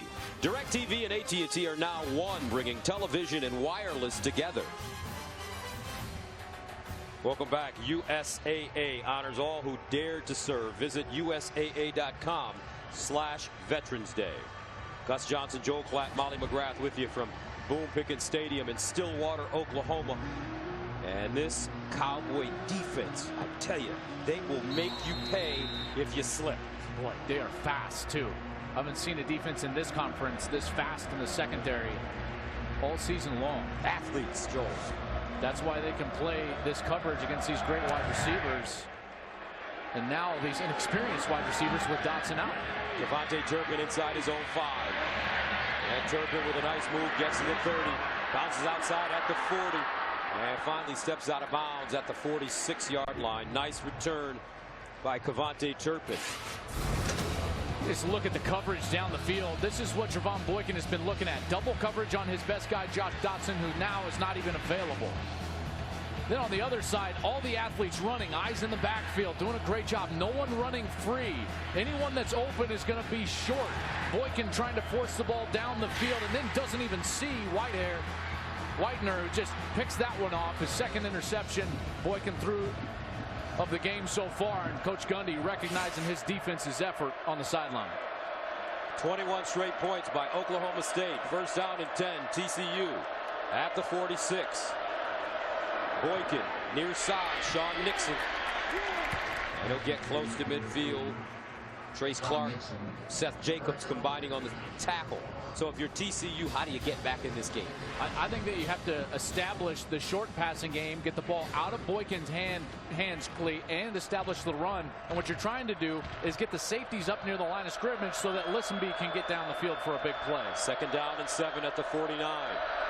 Boykin sprints out of the pocket, now turns it up himself, picks up the first, and goes down. Trevon Boykin using his legs on that carry as Emmanuel Agba makes the tackle. Here's the difficult part for Boykin is as soon as you lose your weapons, the guys that you trust, as a quarterback you tend to press and want to try to do too much and force the ball down the field. He still needs to take what the defense gives him. First and 10 at the 43. Boykin far side, Turpin squares his shoulders and picks up a first down. So now we get to see Sonny Cumbie and Doug Meacham, the two coordinators. What kind of adjustments do they make to move this football? What are we seeing so far? Short passing, ball out of the hand of Trevon Boykin so far very quickly on this series. First and 10 at the 30. Green with a big hole. And Aaron Green falls forward close to another first down. Jordan Stearns bringing him down. That's exactly the transition you're seeing, Gus. Exactly what I was talking about. Ball out of his hand and then establish the run game to try to draw the safeties up so that down the line you can get number 7, Colby Listenby, open down the field. He's a sprinter. Second down and 2 at the 22. Here's the reverse. Turpin. Does he want to throw it? No. He's running it and will be tackled for a loss. Great job by this Oklahoma State defense. Vincent Taylor, Darian Daniels staying home, a loss of 2. Disciplined defense. That's all you got to do if you're Oklahoma State. Stay disciplined. Read the offensive key that you're supposed to and do what you're coached to do. Third down and 4 at the 24.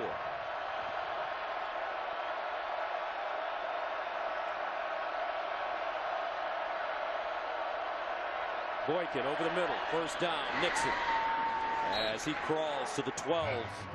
Chad Whitener with the tackle from behind. How many times did we see in the first half Boykin holding the ball, spinning around, now ball out of his hand very quickly. First down. And it's Green running. And he'll get to the 5. What a great cut he made. Some elusiveness, even in a tight space, able to get away from the Oklahoma State defender. Second down and 3 at the 5. Green again. Dives forward. And looks like they'll spot it at the 1-inch line. Gives him the first and goal as he reached and tried to reach the end zone. First and goal at the 1. TCU wasting no time.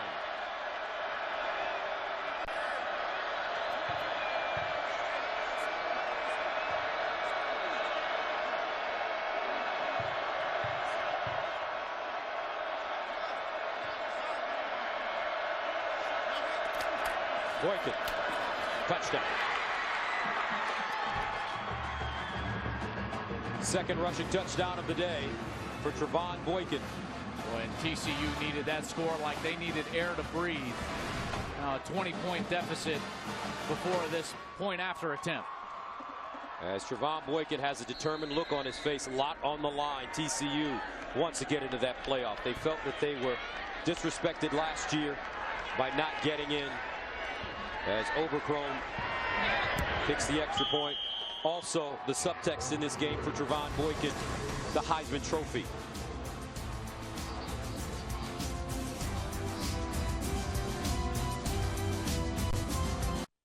Still haven't tried FanDuel's one-week fantasy football leagues? Over 1 million fans have already... Welcome back. TCU has had to come from behind twice this season. September 26th in Lubbock, Aaron Green caught the game winner. Then on October 10th, Josh Dotson's 55-yard touchdown catch with just over a minute to go sealed the victory for the Horned Frogs. They've been here before. Not quite like this and not quite like this opponent. Oklahoma State has been so good here today. Overcrone will send it away. Jeff Carr, the deep man. And he'll let this one go out of the end zone. So Oklahoma State will start from their 25. As Mason Rudolph prepares to come back on the field, you got to give these offensive coaches a lot of love for what they have done in that first half and all season long. Mike Yurcich has done a great job, and really ever since the halfway point of last season and then making the decision to go ahead and pull the red shirt off of Mason Rudolph, that's what set them up for this run to start the season 8-0, to play with a quarterback now that's not in his first season. He's had the experience of being the starter in the offseason. We're seeing that pay off here down the stretch. First down and 10 at the 25. Rudolph, play fake, rolls out, dumps it down, caught. McCleskey, oh, he got mugged. A good old-fashioned Derek Kindred, New York City mugging. Kindred is sick of getting beat deep. He came up with some vengeance right there. The senior from San Antonio, Texas. Last season was honorable mention, all Big 12. Started all 13 games. This guy can play some football now, and you're starting to see this TCU team now play with a little energy that we did not see from them in the first half. Second down and 9 at the 26. The answer for that for Oklahoma State has been James Washington. Rudolph looking down the field. Rudolph caught. James Washington, the answer, 74 yards.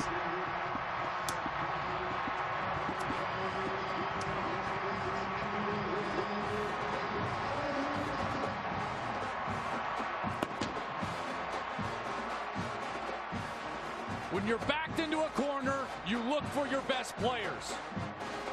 To start the game, they went to Washington, and now desperately needing a big play to change the momentum of this second half. Rudolph looks nowhere else but number 28, James Washington. Washington with touchdowns of 48, 50, and 74 yards. Last week he had a 75-yard touchdown and a 73-yard touchdown. Who is this kid? James Washington, the name.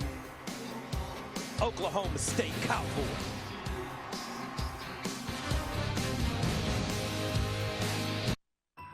There are things. James Washington, he had an offer to go to TCU. Gary Patterson may be thinking to himself right now, man, we should have worked harder to get this kid. What a couple of games for James Washington. You know, he's from a couple hours away from Lubbock, and so when he went down to face Texas Tech last week, there were all sorts of people from his hometown there to watch him play because he was a legend in high school, 4-sport star, and he struggled a little bit early, had a couple of drops, and then came on just like shot out of a rocket in the second half of that game. The 2 big touchdowns in the fourth quarter, and he's carried it over to face TCU here at home today. Turpin from the 4-yard line. Turpin gets to the 25. Well, let's take a look at the human highlight film of James Washington. And I love that it started early. You know, the first couple of series, they went right to him and tried to continue that hot hand from what he had the week previous with those 2 touchdowns in the fourth quarter of over 70 yards. And now, when they needed it, right, the momentum had changed. Boykin had just gone down the field for a score, and they went right to Gus, the answer. The answer. James Washington, man, he can play some football. 31 catches, 588 yards coming into this game. First down and 10. 8:01 to go, third quarter.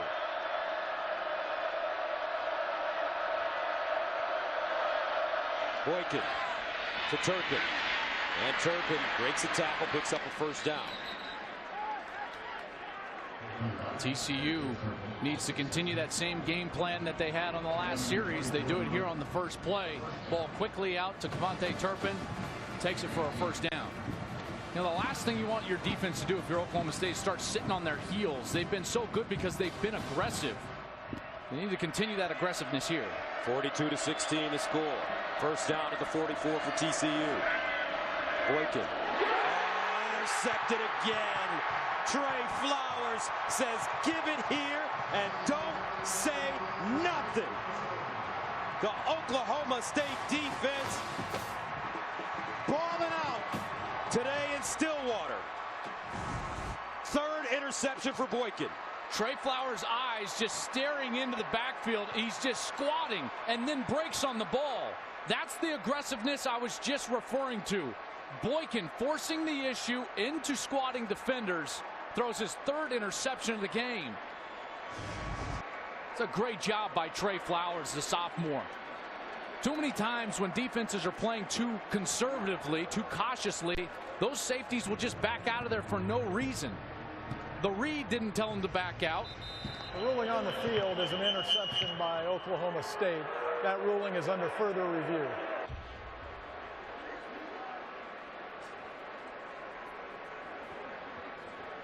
Take a look to see if he controlled this going all the way to the ground. Sure looked like it from the last look that we saw, but it would be a good look. He takes it into his right hand as he's going to the ground. That should be an interception. Yeah, you bet. Never great job of cradling that football. Remember, the ball can touch the ground as long as it doesn't jostle. If you maintain control, that's a catch. Flowers maintains control for that interception.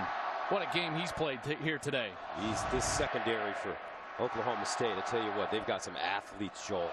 They can run. And not only do they have athletes that have been coached so well, they can get the most out of their athleticism because they know where they need to go, regardless of what TCU does. I got to give a lot of credit. You know, Glenn Spencer, obviously the defensive coordinator, has done a great job. But the safeties coach, Dan Hammerschmidt. After further review, the ruling on the field is confirmed. First down. They've got two coaches in the secondary. Dan Hammerschmidt and Tim Duffy handles the corners. Boy, they have done so well because it's not just about the plan. You know, schematics are just schematics. Sometimes technique rules the day. And what you're seeing, like Trey Flowers right there, that was all individual coaching. This is your technique on this play, and then he executes it perfectly. Squat on the route, eyes in the backfield, break on the ball, and he did it. Bam. First down and 10 at the 48 for Oklahoma State. Here's the reverse. Flowers. They give it to Rudolph. 8-man. Incomplete. Oklahoma State going for the jugular. Up 42-16. I love the call. I love the call. You get a turnover just on the TCU side of the 50-plus territory. Why not take a shot? 42-16. Boy, that would have almost sealed it, even though it's still in the third quarter. Just falls out of his arms as he's going to the ground. Second down and 10 at the 48-yard line. J.W. Walsh in the game now. He'll throw it far side, and it's caught. Jeff Cobb. As Denzel Johnson brings him down. TCU just fighting for extra possessions here. That's what the defense has to do. You fight, claw, scratch, do everything at your disposal to get the ball back to your offense. Doesn't have to be a turnover. You don't have to take chances. Just get yourself off the field and get your offense back out there to see if they can cut into this deficit. That's their charge. Mason Rudolph back in the game. Third down and 12 at midfield.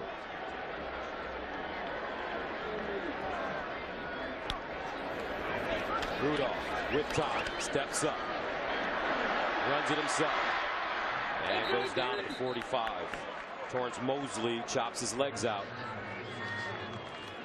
Good decision by Rudolph. Better coverage down the field than we saw in the first half. No free Cowboys running loose on those curl routes in the intermediate zones. And then Ty Summers coming flying in there, the redshirt freshman from San Antonio. Last TCU defender to make contact with Rudolph as he was going out of bounds. So the fifth punt of the game for Zach Seiner. Devontae Turpin will stand at his own 10. Seiner at the 41.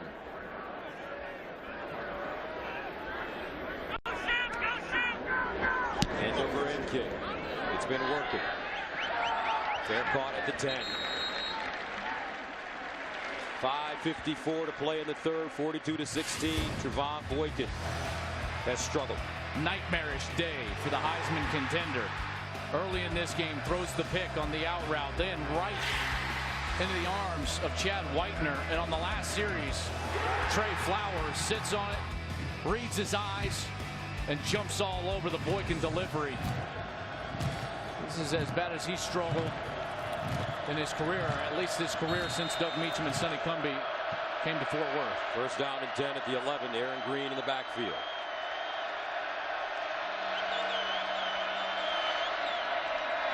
He's swinging out far side. Turpin looking for room, and he is leveled.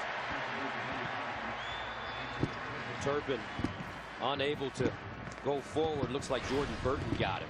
You know, another thing that Oklahoma State has now been able to do is employ their 3-4 scheme.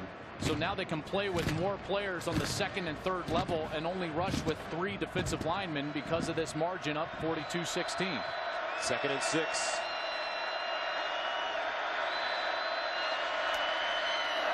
And this time it's Nixon. Nice move. Nixon picks up the first down. What do you mean when you say second and third level? What's the level? The linebacker level and the secondary level. If the first level is at the line of scrimmage with the defensive linemen, second level of the linebackers, third level is the secondary, the safeties. And the more people you can put at the second and third level, the more difficult it is to throw the ball because there's more players in those throwing lanes. My aunt wanted me to make sure that I asked you that question. You got it. First down and 10, Boykin. And he skips one far side for Lisenby.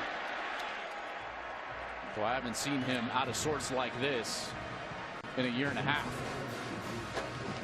Oklahoma State's gotten into his head. Yeah, he's playing his physical clock right now is quicker than what's going on around him. He's not being patient like he normally is in the pocket. How do you get it back? Easy completions. Got to find them. Second and 10 at the 22. And it's Green. Cuts it back. Nice run. Keeps his feet churning and gets close to the first down. Trey Flowers, Trace Clark combining on the tackle. Third down and 1. Green, first down. Good cut from Green. Flowers was flying up there, but Green was able to get skinny, find that hole, and dive for the first down as Oklahoma State now runs fresh defensive linemen out there, including Emmanuel Ogba, number 38, who's back on the field near side as a down lineman. First down and 10 at the 36.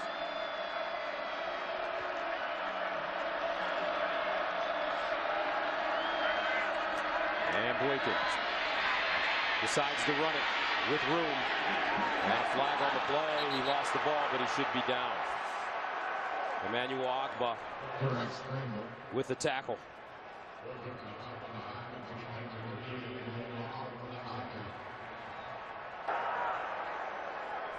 Holding. Offense number 77. 10 yards from the previous spot. Replay first down. That's Jameel Naff, the senior from Del City, Oklahoma. It looked like that ball was coming loose. That ball was definitely loose and on the ground. At the end of that play, and they will stop it.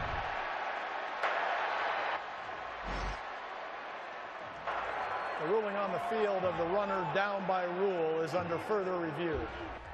And remember now to avoid, to reward the ball to the opposing team on a potential turnover. Ball clearly loose. It's coming out, and it's at the right hip of Trevon Boykin as he goes down and that shin hits the ground.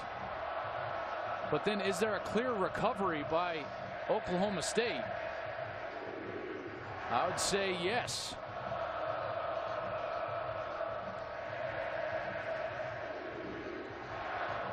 Emmanuel Ogba was the man who was making the tackle on Boykin.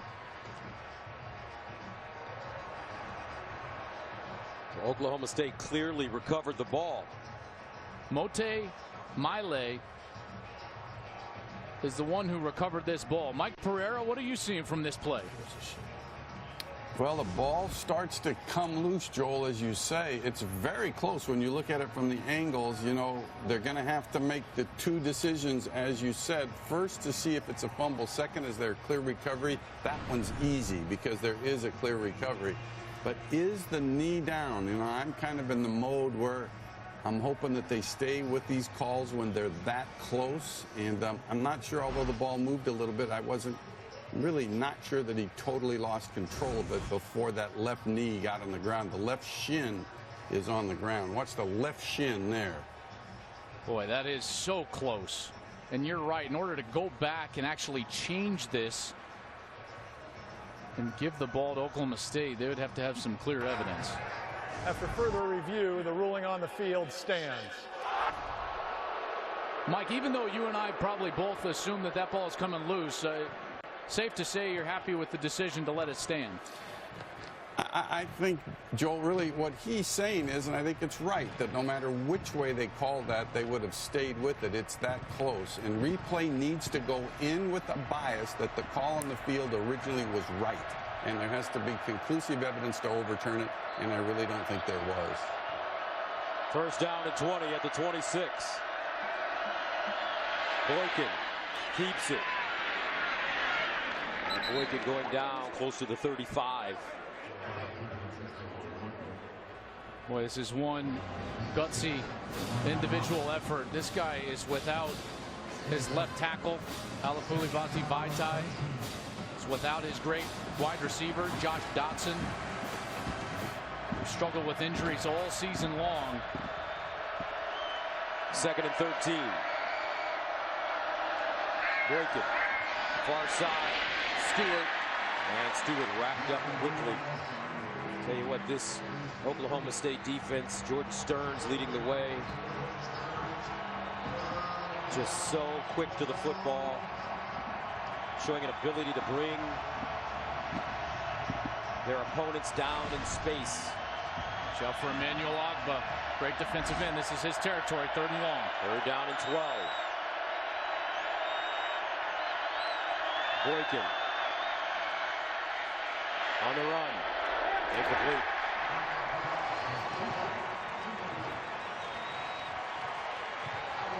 The timing with all these freshman receivers just clearly off with Trevon Boykin. He's got Jerison Stewart, a true freshman, number 14. Jalen Austin, a true freshman, number 15. Sean Nixon, number 3, a redshirt freshman, all on the field. And right now, this passing game is all out of sorts. And this will be the 4th punt for Perry.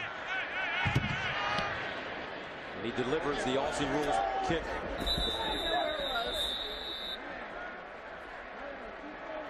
And the ball will be spotted at the 25. Huddle up with college football experts in live web chats all season long. A new guest every week.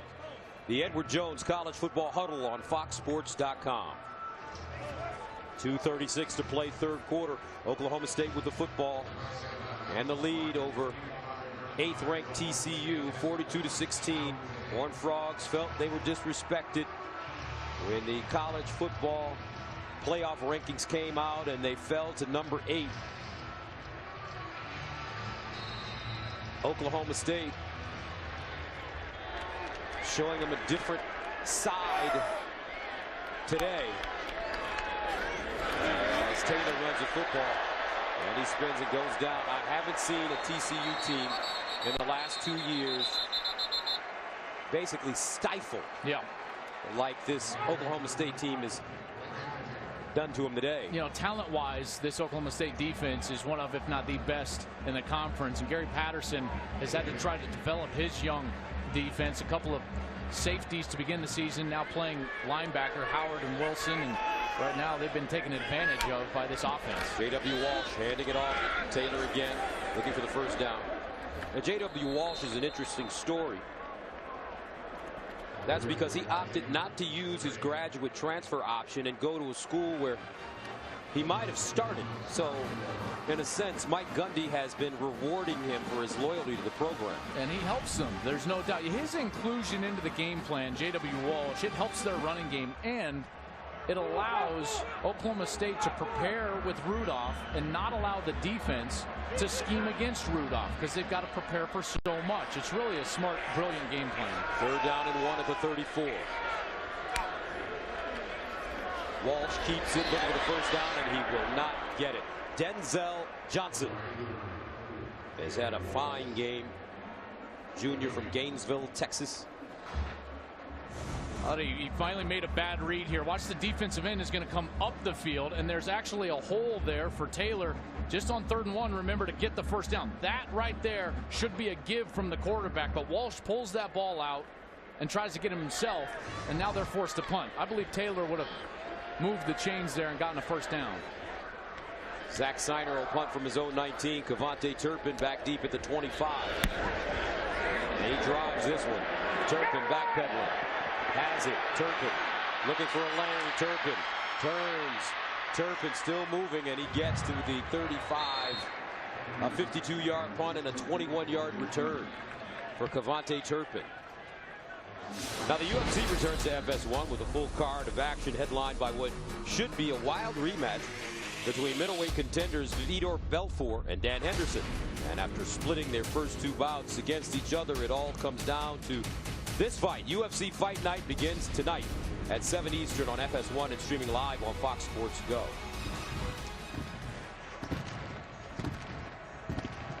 This defense came in leading the Big 12 in turnovers force, sacks, and tackles for loss. Rushing defense, they haven't disappointed.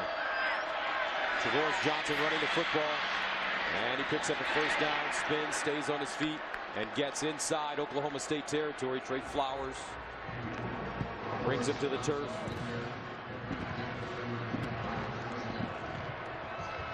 And Johnson again. Trey Flowers again with the tackle. A 6-yard gain after a 16-yard gain. I know it's a large deficit, and the clock is definitely a factor now as we're inside of 10 seconds. Don't know if they'll get another snap off here before the quarter ends. And they do. And it's Johnson trying to get outside, and Johnson goes down for a loss. Jordan Burton again. The story today, this young man, only a sophomore. He's been pitching and catching. 42-16.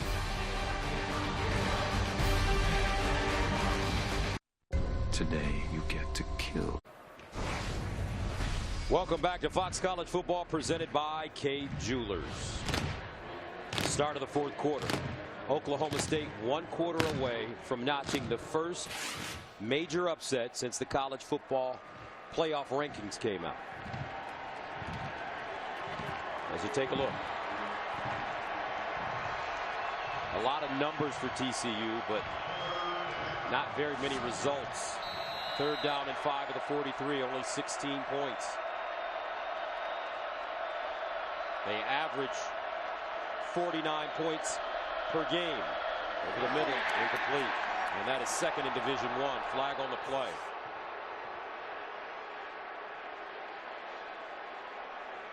They're going to get Michael Hunter, number 17, graduate transfer from Indiana. Came in. He's played really well for them. Pass interference. Defense number 17. That foul will be enforced at the spot of the foul. Automatic first down. Boy, I didn't see much there. I know he put his hands on him, but he didn't alter the movement of the wide receiver. It wasn't forcible contact. But an automatic first down for TCU. At the 36. Hicks.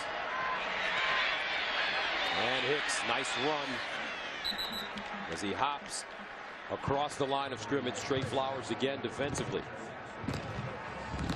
Oklahoma State's doing just an excellent job of pursuing the football and tackling the ball carrier, forcing TCU to snap it several times, more than they want to. This is normally a quick strike offense that has had to be very methodical here today. 2nd and 6 at the 32.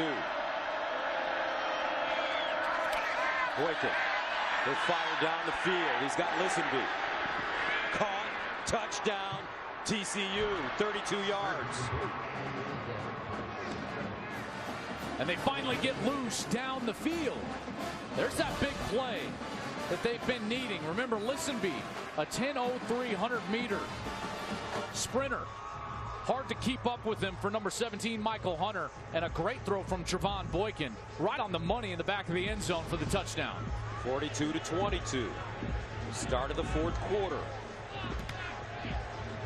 Trevon Boykin, last time he was here, He was 17 of 35, 188 yards, no touchdowns, 3 interceptions. He's thrown 3 interceptions today. But a lot of time remaining. Listenby finally getting loose.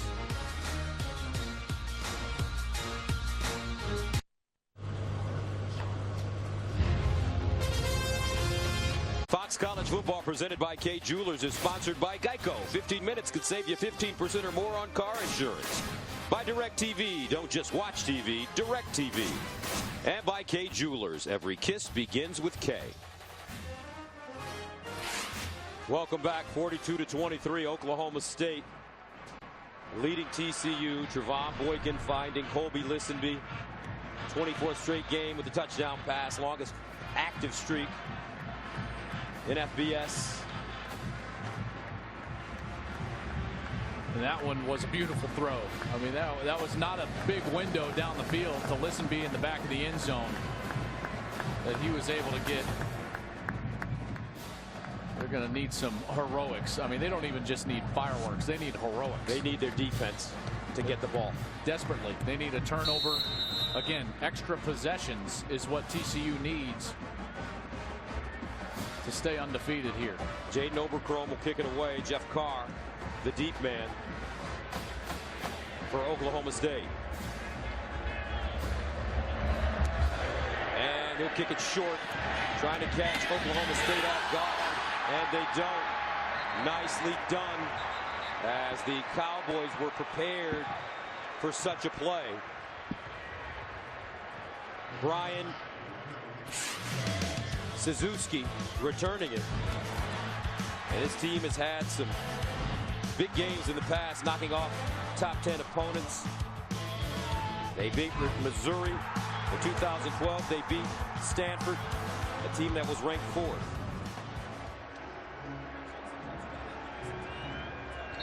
They're used to these stages. Mike Gundy has done a great job with this program. This offense has played well tonight. This defense has done such a nice job against Trevon Boykin, and now they've got a chance to close this one out here in the 4th. First down to 10 at the 48. And this is Childs, Vinny Childs.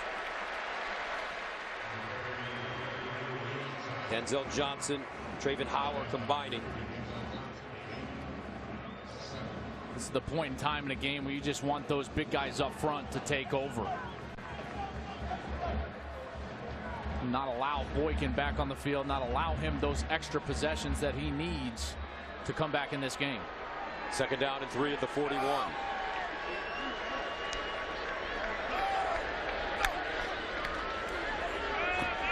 Rudolph throwing. Jeff Carr gets back to the line of scrimmage. Couldn't stay on his feet. If he could have stayed on his feet, he had a shot at that first down. Yeah, he absolutely did. That ball thrown well behind him, way too low to the ground, and now TCU has an opportunity, and they'll go to J.W. Walsh, who runs in along with number 30 Raymond Taylor, who's been very dangerous at the running back position here tonight. Third down and 4 at the 42. J.W. Walsh, he's the runner.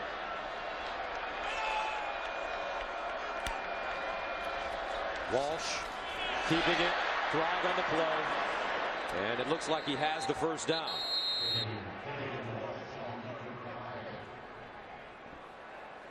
You're going to get Michael Wilson here on a hold, number 74. Holding, offense number 74, 10 yards from the previous spot, replay, third down. Here's Michael Wilson. Watch, he's going to just get tripped up. His feet get too close together, and as he's going down, he just drags the defender down with him, and the flag comes out. So now, just an excellent opportunity for TCU to get the ball right back to their offense. But what does Mike Gundy have in store? Third down and 14. Where's number 28? He's at the bottom of your screen at wide receiver. James Washington. Rudolph back in the game. Rudolph near side. Incomplete. TCU doing their job. The defense scoring a victory And now they'll give it back to this man. Boy, and he had him open. Better execution there, and it's first down Oklahoma State, but that ball was low. And now we've got a situation here. Turpin back, and TCU with some time. Turpin almost broke one the last time he touched the ball. Signer drives it. Turpin has it at the 10. Trevon Boykin still with life.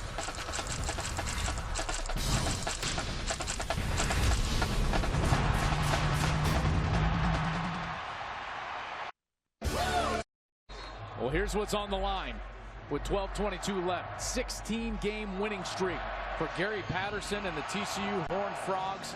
Of course, facing a team that's not too shabby themselves as it relates to winning streaks, with Oklahoma State at 10 right now, both in the top 6 in the country in that category. First down and 10 for Trevon Boykin at his own 10-yard line. And Boykin to throw on first down. Rolling, now running. Boykin back to the line of scrimmage before being knocked out of bounds. Boy, he had Kevontae Turpin wide open right on the sidelines, about 15 yards down the field here on the near side, but could never get his arm back because of the pressure being put on him by that Oklahoma State front. It was very close to a big play, but you got to credit that pressure and pursuit from Oklahoma State. A loss of a yard, second down and 11. And he'll hand it off to Green. Breaks it inside. And he'll get to the 14 before being brought down. Darian Daniels and Chad Whitener with the tackle. Third down and 7 now. At the 13, big play for TCU. They have to stay on the field. Turpin is really their best possession wide receiver. He's the one that Boykin would most likely trust in this situation. Remember, Listenby just caught a touchdown from Boykin.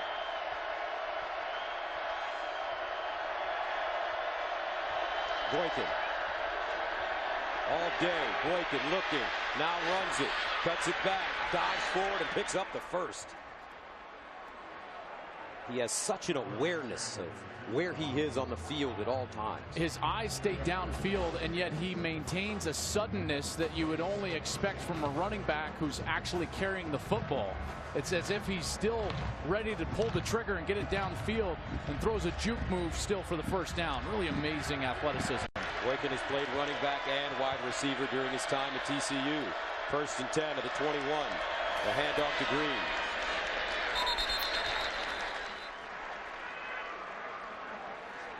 This is the exact type of series that Oklahoma State wanted. Chewing up that clock, allowing the clock to run. They will be just fine watching Trevon Boykin hand the ball off to Aaron Green all the way down the field. Second and 8.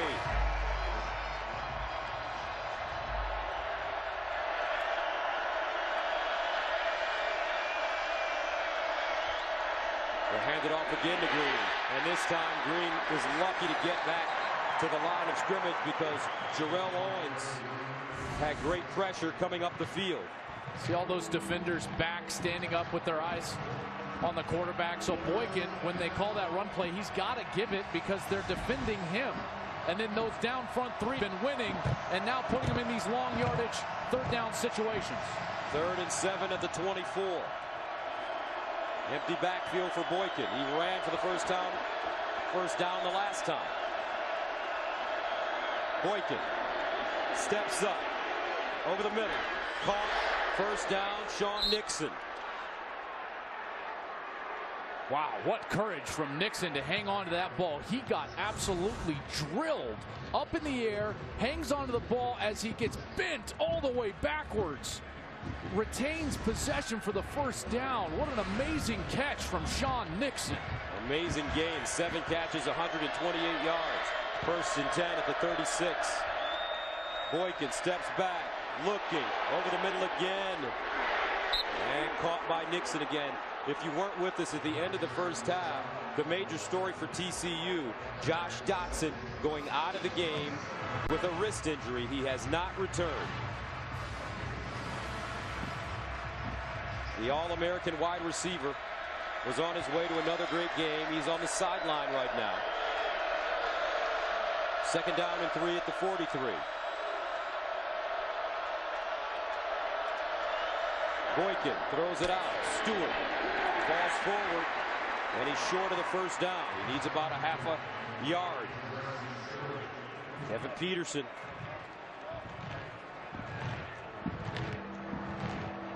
That's awfully close. They're going to stop the clock. Based on the spot by the far side official, looks like that nose of the football is actually touching that 46-yard line, which would make this a 1st down. He's on top. There's the elbow down. I think that spot was way too generous based on that right elbow and where the ball actually was. Hard for that far side official to see that because the ball was actually hidden behind him. He's just short. 3rd down and inches.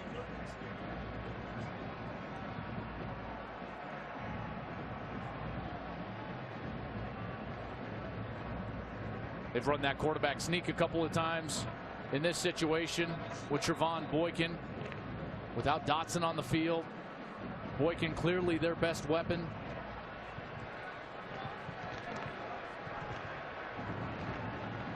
This is a 4-minute drive for TCU, but they've only gone 33 yards. That plays right into the hands of Oklahoma State. They've done a great job just keeping everything in front of them, rallying up and making the tackle with good pursuit. Lots of what you would call hats or defenders at the ball carrier.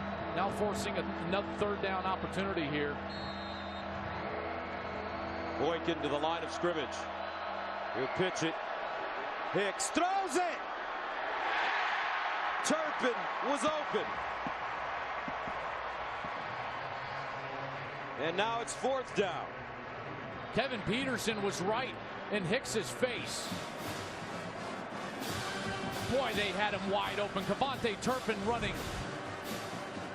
wide open down the field. Hicks knew it, that he missed an opportunity there. So 4th and inches. TCU going for it. No other choice. And the quarterback sneak. And 1st down. Chad Whitener trying to take Boykin's head off. How smart is this guy, Trevon Boykin? Not a designed quarterback sneak. He just looks at the defense and he walks up, takes the snap from center, and runs for a 1st down. 1st down and 10. Ball at the 47. Boykin. Near side. Lisenby is open. Turns it up. Lisenby still running. Trying to get free and finally delivers a lick as he's tackled a 1st down at the Oklahoma State 41. Well, they've got to get going here. A touchdown and an extra point would make this 42-30.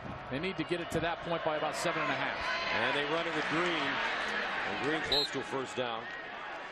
And again, look at all the black jerseys around the ball carrier. They're just doing a great job, Oklahoma State, of rallying up and making those tackles, forcing them to snap it again. Boykin running, 1st down and more. Boykin needs to get out of bounds, and he does to stop the clock. Jordan Stearns pushing him out after the 13-yard pickup. About the point on the field where on last series they threw that fade route to Colby Lisenby. That speed is so dangerous. He would have to get out of his hand very quickly to the back of the end zone, but a lot of time rolling off the clock. 14th play of the drive. They've had it for 5 minutes.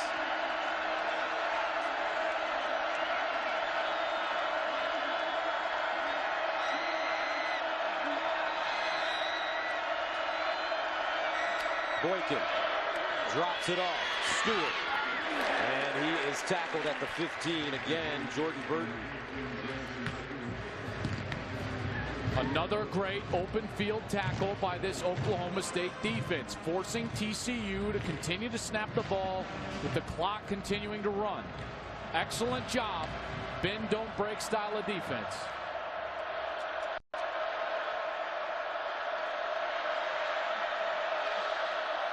Turpin in motion out of the backfield. Over the middle, wide open receiver.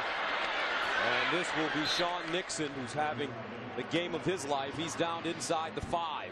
When he has stepped up, and Josh Dotson instead gotten open several times on crucial downs in order to move the chains. 9 catches, 146 yards. First and goal at the 4. And they'll hand it off to Green. And Green goes down around the 2. Clock continues to run. Come up with something quick. Slant route or that zone read, allowing Boykin to run it. Now they'll get into an odd formation. Boykin runs it, looking, turns it back, and will not get in. Great job by Oklahoma State. They're so disciplined, Gus. They know exactly where to line up, even in the odd formation. Then they pursue to the football, and they have been excellent in tackling so far tonight. Whitener and Stearns with the tackle. 18th play of the drive. 3rd and goal. Green cuts it back, leans forward, doesn't get in. No, he does. They give it to him. Touchdown.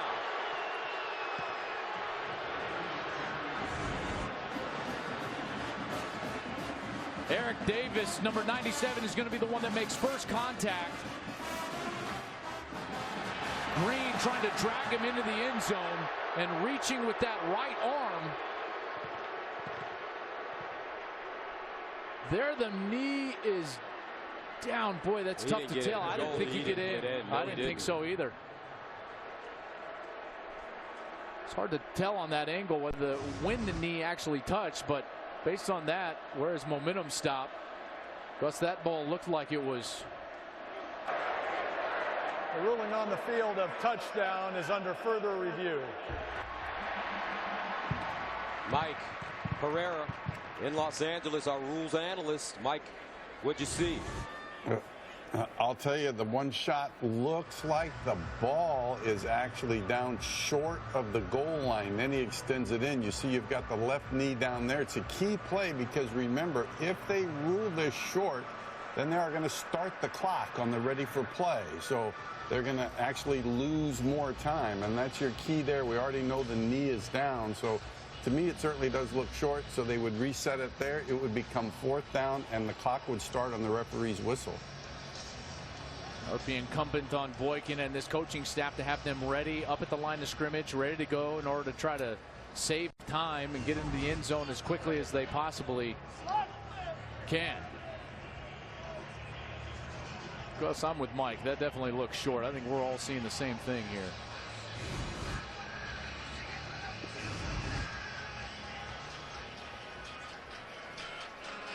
Right now, the head coach and defensive coordinator having a conversation. Glenn Spencer, Mike Gundy. Just can't say enough good stuff about Mike Gundy, though. The winningest coach in Oklahoma State history, 2011 National Coach of the Year after leading his team to a 12-1 record, the first ever Big 12 title. Had a Fiesta Bowl victory over Stanford and finished number 3 in the polls. Nobody saw Oklahoma State coming this year, especially after last season, in which the Cowboys struggled to find out who their quarterback was. So Coach Gundy rolls the dice. He puts this freshman in, takes his red shirt off after the 11th game of the season, and it turned out to be a stroke of genius. Yeah, because the momentum was gained. You know, they win the Bedlam game. They defeat their rival Oklahoma, and then they went on and had an offseason to prepare and plan for not just Mason Rudolph, but also J.W. Walsh and that dual game plan for those quarterbacks. After further review, the runner's knee was down with the ball short of the goal line. It'll be 4th down. The ball will be spotted just outside the goal line. And they were the forgotten school in this whole Big 12 conversation. Oklahoma, TCU, Baylor, primarily TCU and Baylor. And here's Oklahoma State.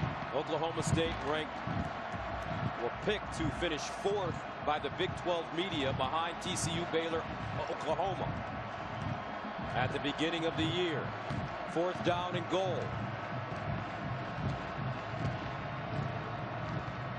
And this defense has had an ability to make big plays all day. This could be the ball game if they can hold right here.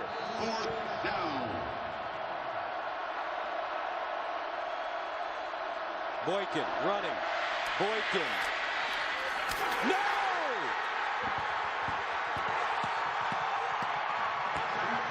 Chad Whitener.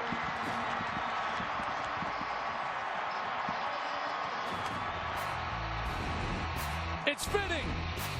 The defense makes the biggest play of the night. Cowboys on a roll.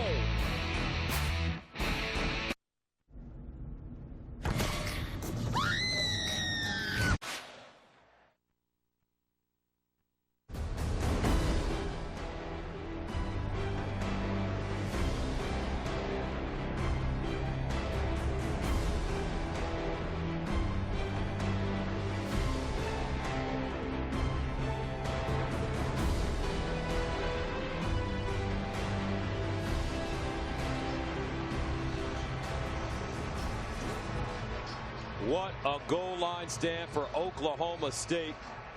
And the Cowboys are 5-21 away from defeating 8th-ranked TCU, as Rudolph will give them some room. And those faces tell the story here in Stillwater, Oklahoma. Such a promising season for TCU. The Litnikoff Award candidate goes out with that wrist injury, Josh Dotson. 3 times today, TCU has driven 60 or more yards and gotten no points. That drive, 19 plays, 89 yards. They ate up 7 minutes to come up empty. Raymond Taylor in the backfield. And Mason Rudolph will sneak it again. And he'll cross the 5.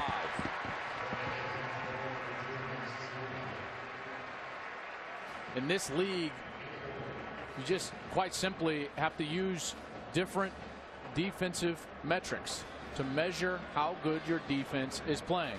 You cannot just look at total defense and scoring defense. All of these coordinators talk about it. Phil Bennett from Baylor, Glenn Spencer from Oklahoma State.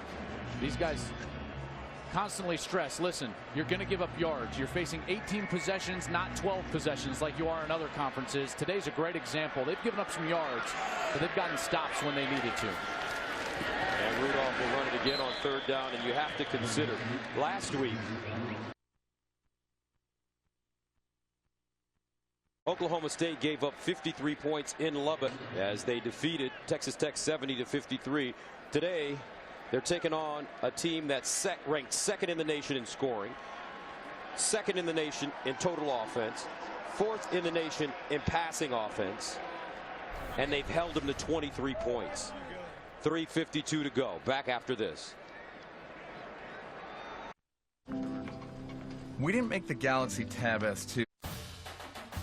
Fox College Football presented by Kay Jewelers is sponsored by Dr. Pepper. And college football, it's a one-of-a-kind tradition.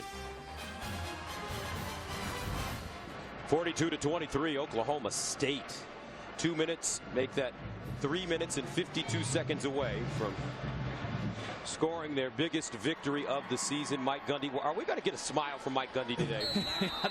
I don't think so. We've been covering Oklahoma State for 5 years. I don't think I've ever seen him smile. Does he have teeth? Unsung hero today, this man, Zach Seiner. He's pinned TCU deep 4 times. Turpin unable to go anywhere. And that's Kirk Tucker with the tackle. There's Seiner. Let's go to Jenny Taft in Los Angeles for a game break. Gus, thanks. Here's an update on number 1 Clemson and number 16 Florida State. This one was close all day, but under 3 minutes to go, the Tigers put it away as Wayne Gallman takes it 25 yards for the touchdown. Final score, Clemson wins 23-13, and it is rocking in Death Valley. Gus, Joel, back to you guys. It's a big win in a tight ball game. They've struggled so badly with Florida State the last couple of years. That Clemson team now not many threats to an undefeated season. Boykin delivers underneath, and he's got his man. It's Cavante Turpin, who picks up 19 yards. Think about how well this defense has played. That was the 98th snap they've had to see here today. They've still been dominant. First down, Boykin looking.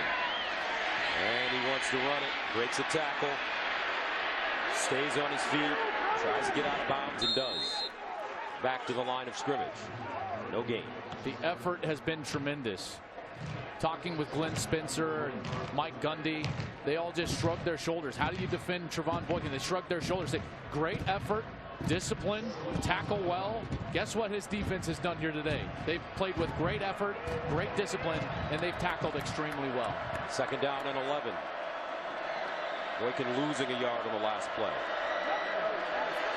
Ron in trouble, spinning, steps back, drops it off, and it's Aaron Green. Green taken down. That's Kenneth Edison Magruder. Well, there's a lot of people, myself included, that thought Oklahoma State was going to arrive at this point in the season at 8-0. There wasn't a lot of people that was expecting them to leave this point in the season at 9-0. They're 242 away from doing that. 3rd and 3, Boykin. Fires, caught inside the 5.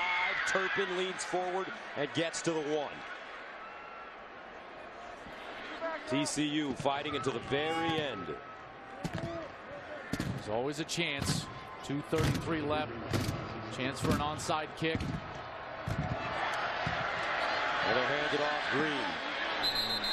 Touchdown. But a flag. Was defenders from Oklahoma State trying to run off the field. They didn't quite get off the field.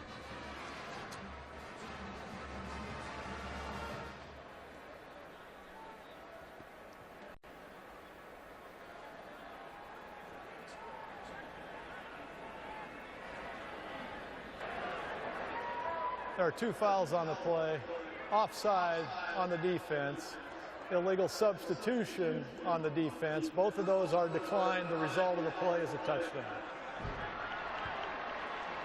Well, that's exactly what they needed.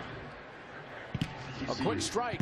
And with the endings of some of these ball games in college football this year, nothing is over until those numbers strike 0. So the TCU offense remaining on the field, going for 2. Remember, Obercrow missed an extra point in the first quarter.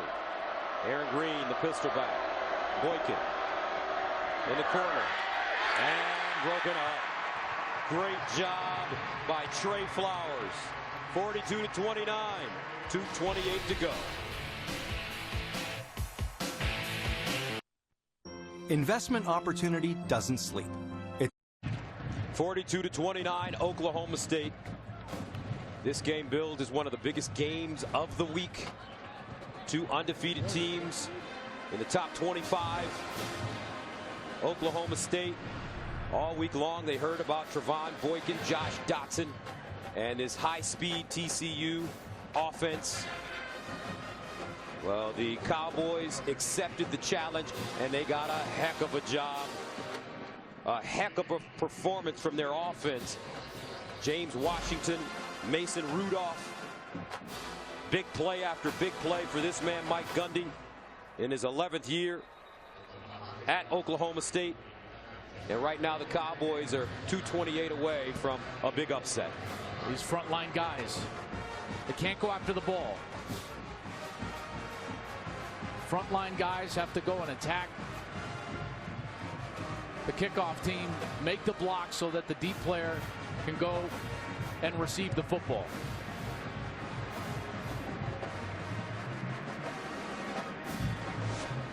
Jay Obercrow ready for the onside. Kicks it straight. And it's recovered by the Cowboys at the 30-yard line. Austin Hayes with the nice soft hands.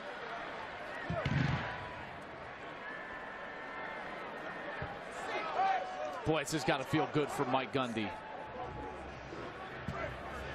And this schedule setting up so well for them. They're going to go on the road next week to Iowa State, and everyone that is a Cowboy fan knows exactly why that game is so important and so dangerous. 2011, Brandon Whedon took an undefeated Oklahoma State team into Ames, and they were derailed.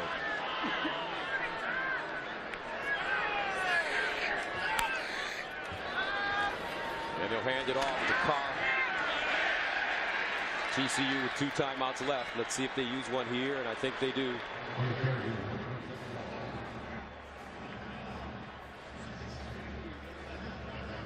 So 1 timeout remaining for the Horned Frogs. 2:21 to go.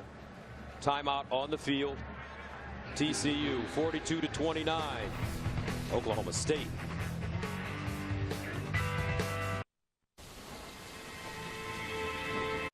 (42-29). Oklahoma State.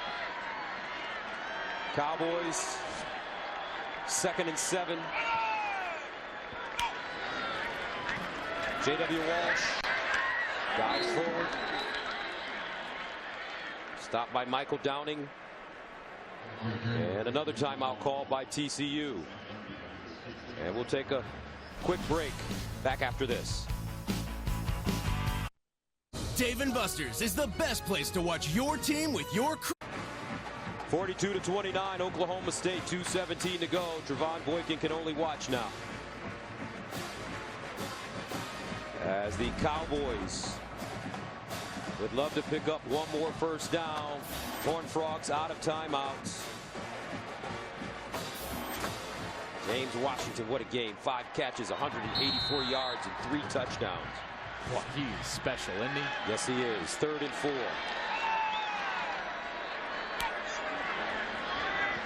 And a handoff to Carr, looking for the first down, and he won't get it. Denzel Johnson, Derek Kindred in on the play, but the clock cannot be stopped by TCU. 2 minutes to go. And Mike Gundy will likely let it roll all the way down.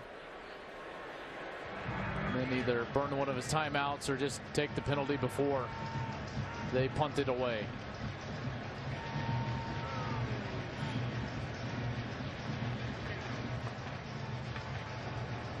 What a game for Oklahoma State. Their defense gave up 627 yards, but they were far more dominant than that here today. This team is going to be reckoned with down the stretch in the Big 12's November. Bass Pro Shops. It's more than. 1:32 remaining in the 4th quarter. Zach Seiner punting it away from the 20-yard line. Cavante Turpin back deep, and he has it inside his own 20 with 1:25 to go. Trevon Boykin coming back onto the field. The numbers for Boykin: he's thrown for 431 yards, rushed for a couple of touchdowns, thrown 1 touchdown, but he's also thrown 3 interceptions.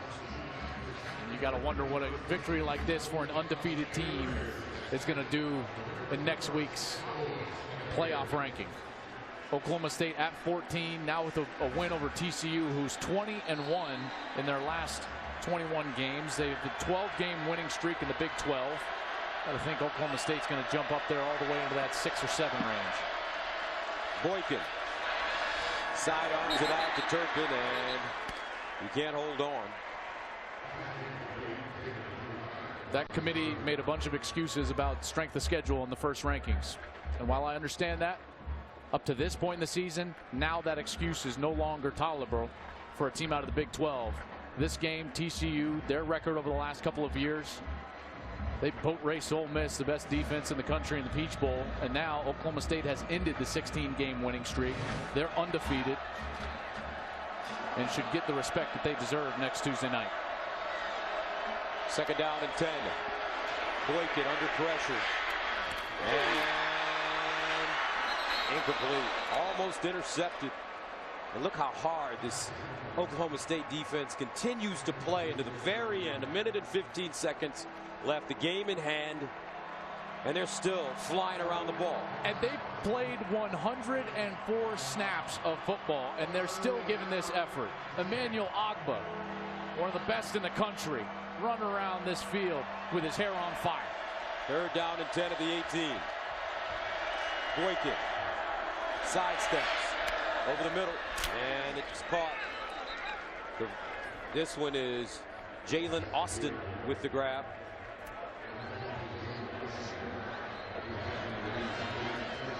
First down, TCU 106 plays.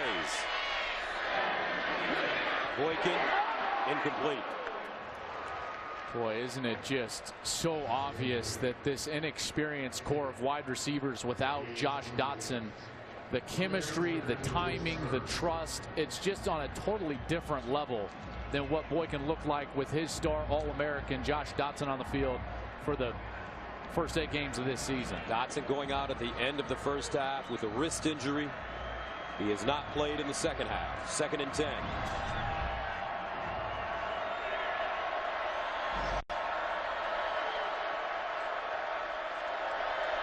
Boykin.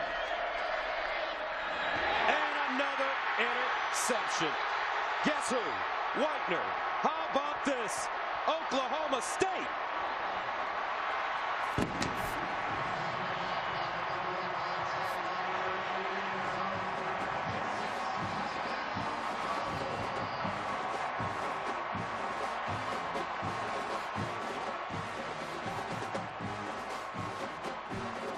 Chad Whitener, have a night on the biggest stage of your life. A walk-on, transferred from Cal, earned the scholarship, and he has 2 picks off the Heisman Trophy candidate quarterback Trevon Boykin. First time in Boykin's career he's thrown 4 interceptions. Boy, that committee is going to have a lot of work in front of them. This man, Mike Gundy, emotionless. Why? Because this is what he expected. He knew what he had. The rest of the country didn't. 9-0. A visit to Iowa State, and then Gus at home against Baylor, and at home in Bedlam against Oklahoma. Wow. Those 2 teams will have to face this environment, and more importantly, this defense on this field in the end of November. This Cowboys team is for real. This is not just some undefeated team in TCU. I ran down the numbers. Pistol Pete high-fiving. As he should be. He should. Why do people sleep on Oklahoma State? Year in and year out, they exceed expectations. Had one of the youngest teams in the country last year. They finished the season on an amazing high note of winning that Bedlam game. Now they gain more experience. They get some transfers in here like Jordan Burton and Chad Whitener, Michael Hunter. They fill a couple of holes. Mike Gundy does a tremendous job with the chemistry of this program. And they're 9-0.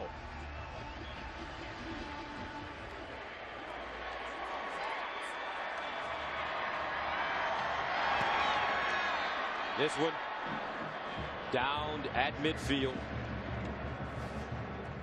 Stewart with the recovery. And let's take a look at our Dr. Pepper one-of-a-kind play of the game. We're going to give it to Chad Whitener. I know Washington had a big night, so we were choosing between his 3 touchdowns and then the 2 picks from Chad Whitener. But when you put the exclamation point on the victory like Whitener did in that last series, you get the one-of-a-kind Dr. Pepper play of the game. 21 points off 4 TCU turnovers for Oklahoma State. 49-29, 43 seconds remaining. 3 sacks, 6 tackles for loss, 4 interceptions. A defensive day here in Stillwater for the Cowboys. And the chant here in Boone Pickens Stadium, 9-0.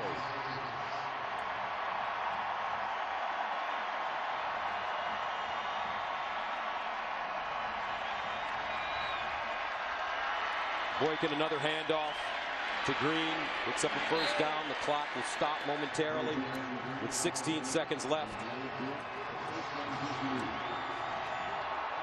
What a day for Oklahoma State. They came in prepared, fearless, confident against one of the top teams in the nation. Aaron Green again doesn't get the first down, and that'll do it. There are only 2 undefeated teams remaining in the Big 12 Conference. Baylor and these Cowboys from OK State. 49-29 the final. Oklahoma State knocks off 8th-ranked TCU.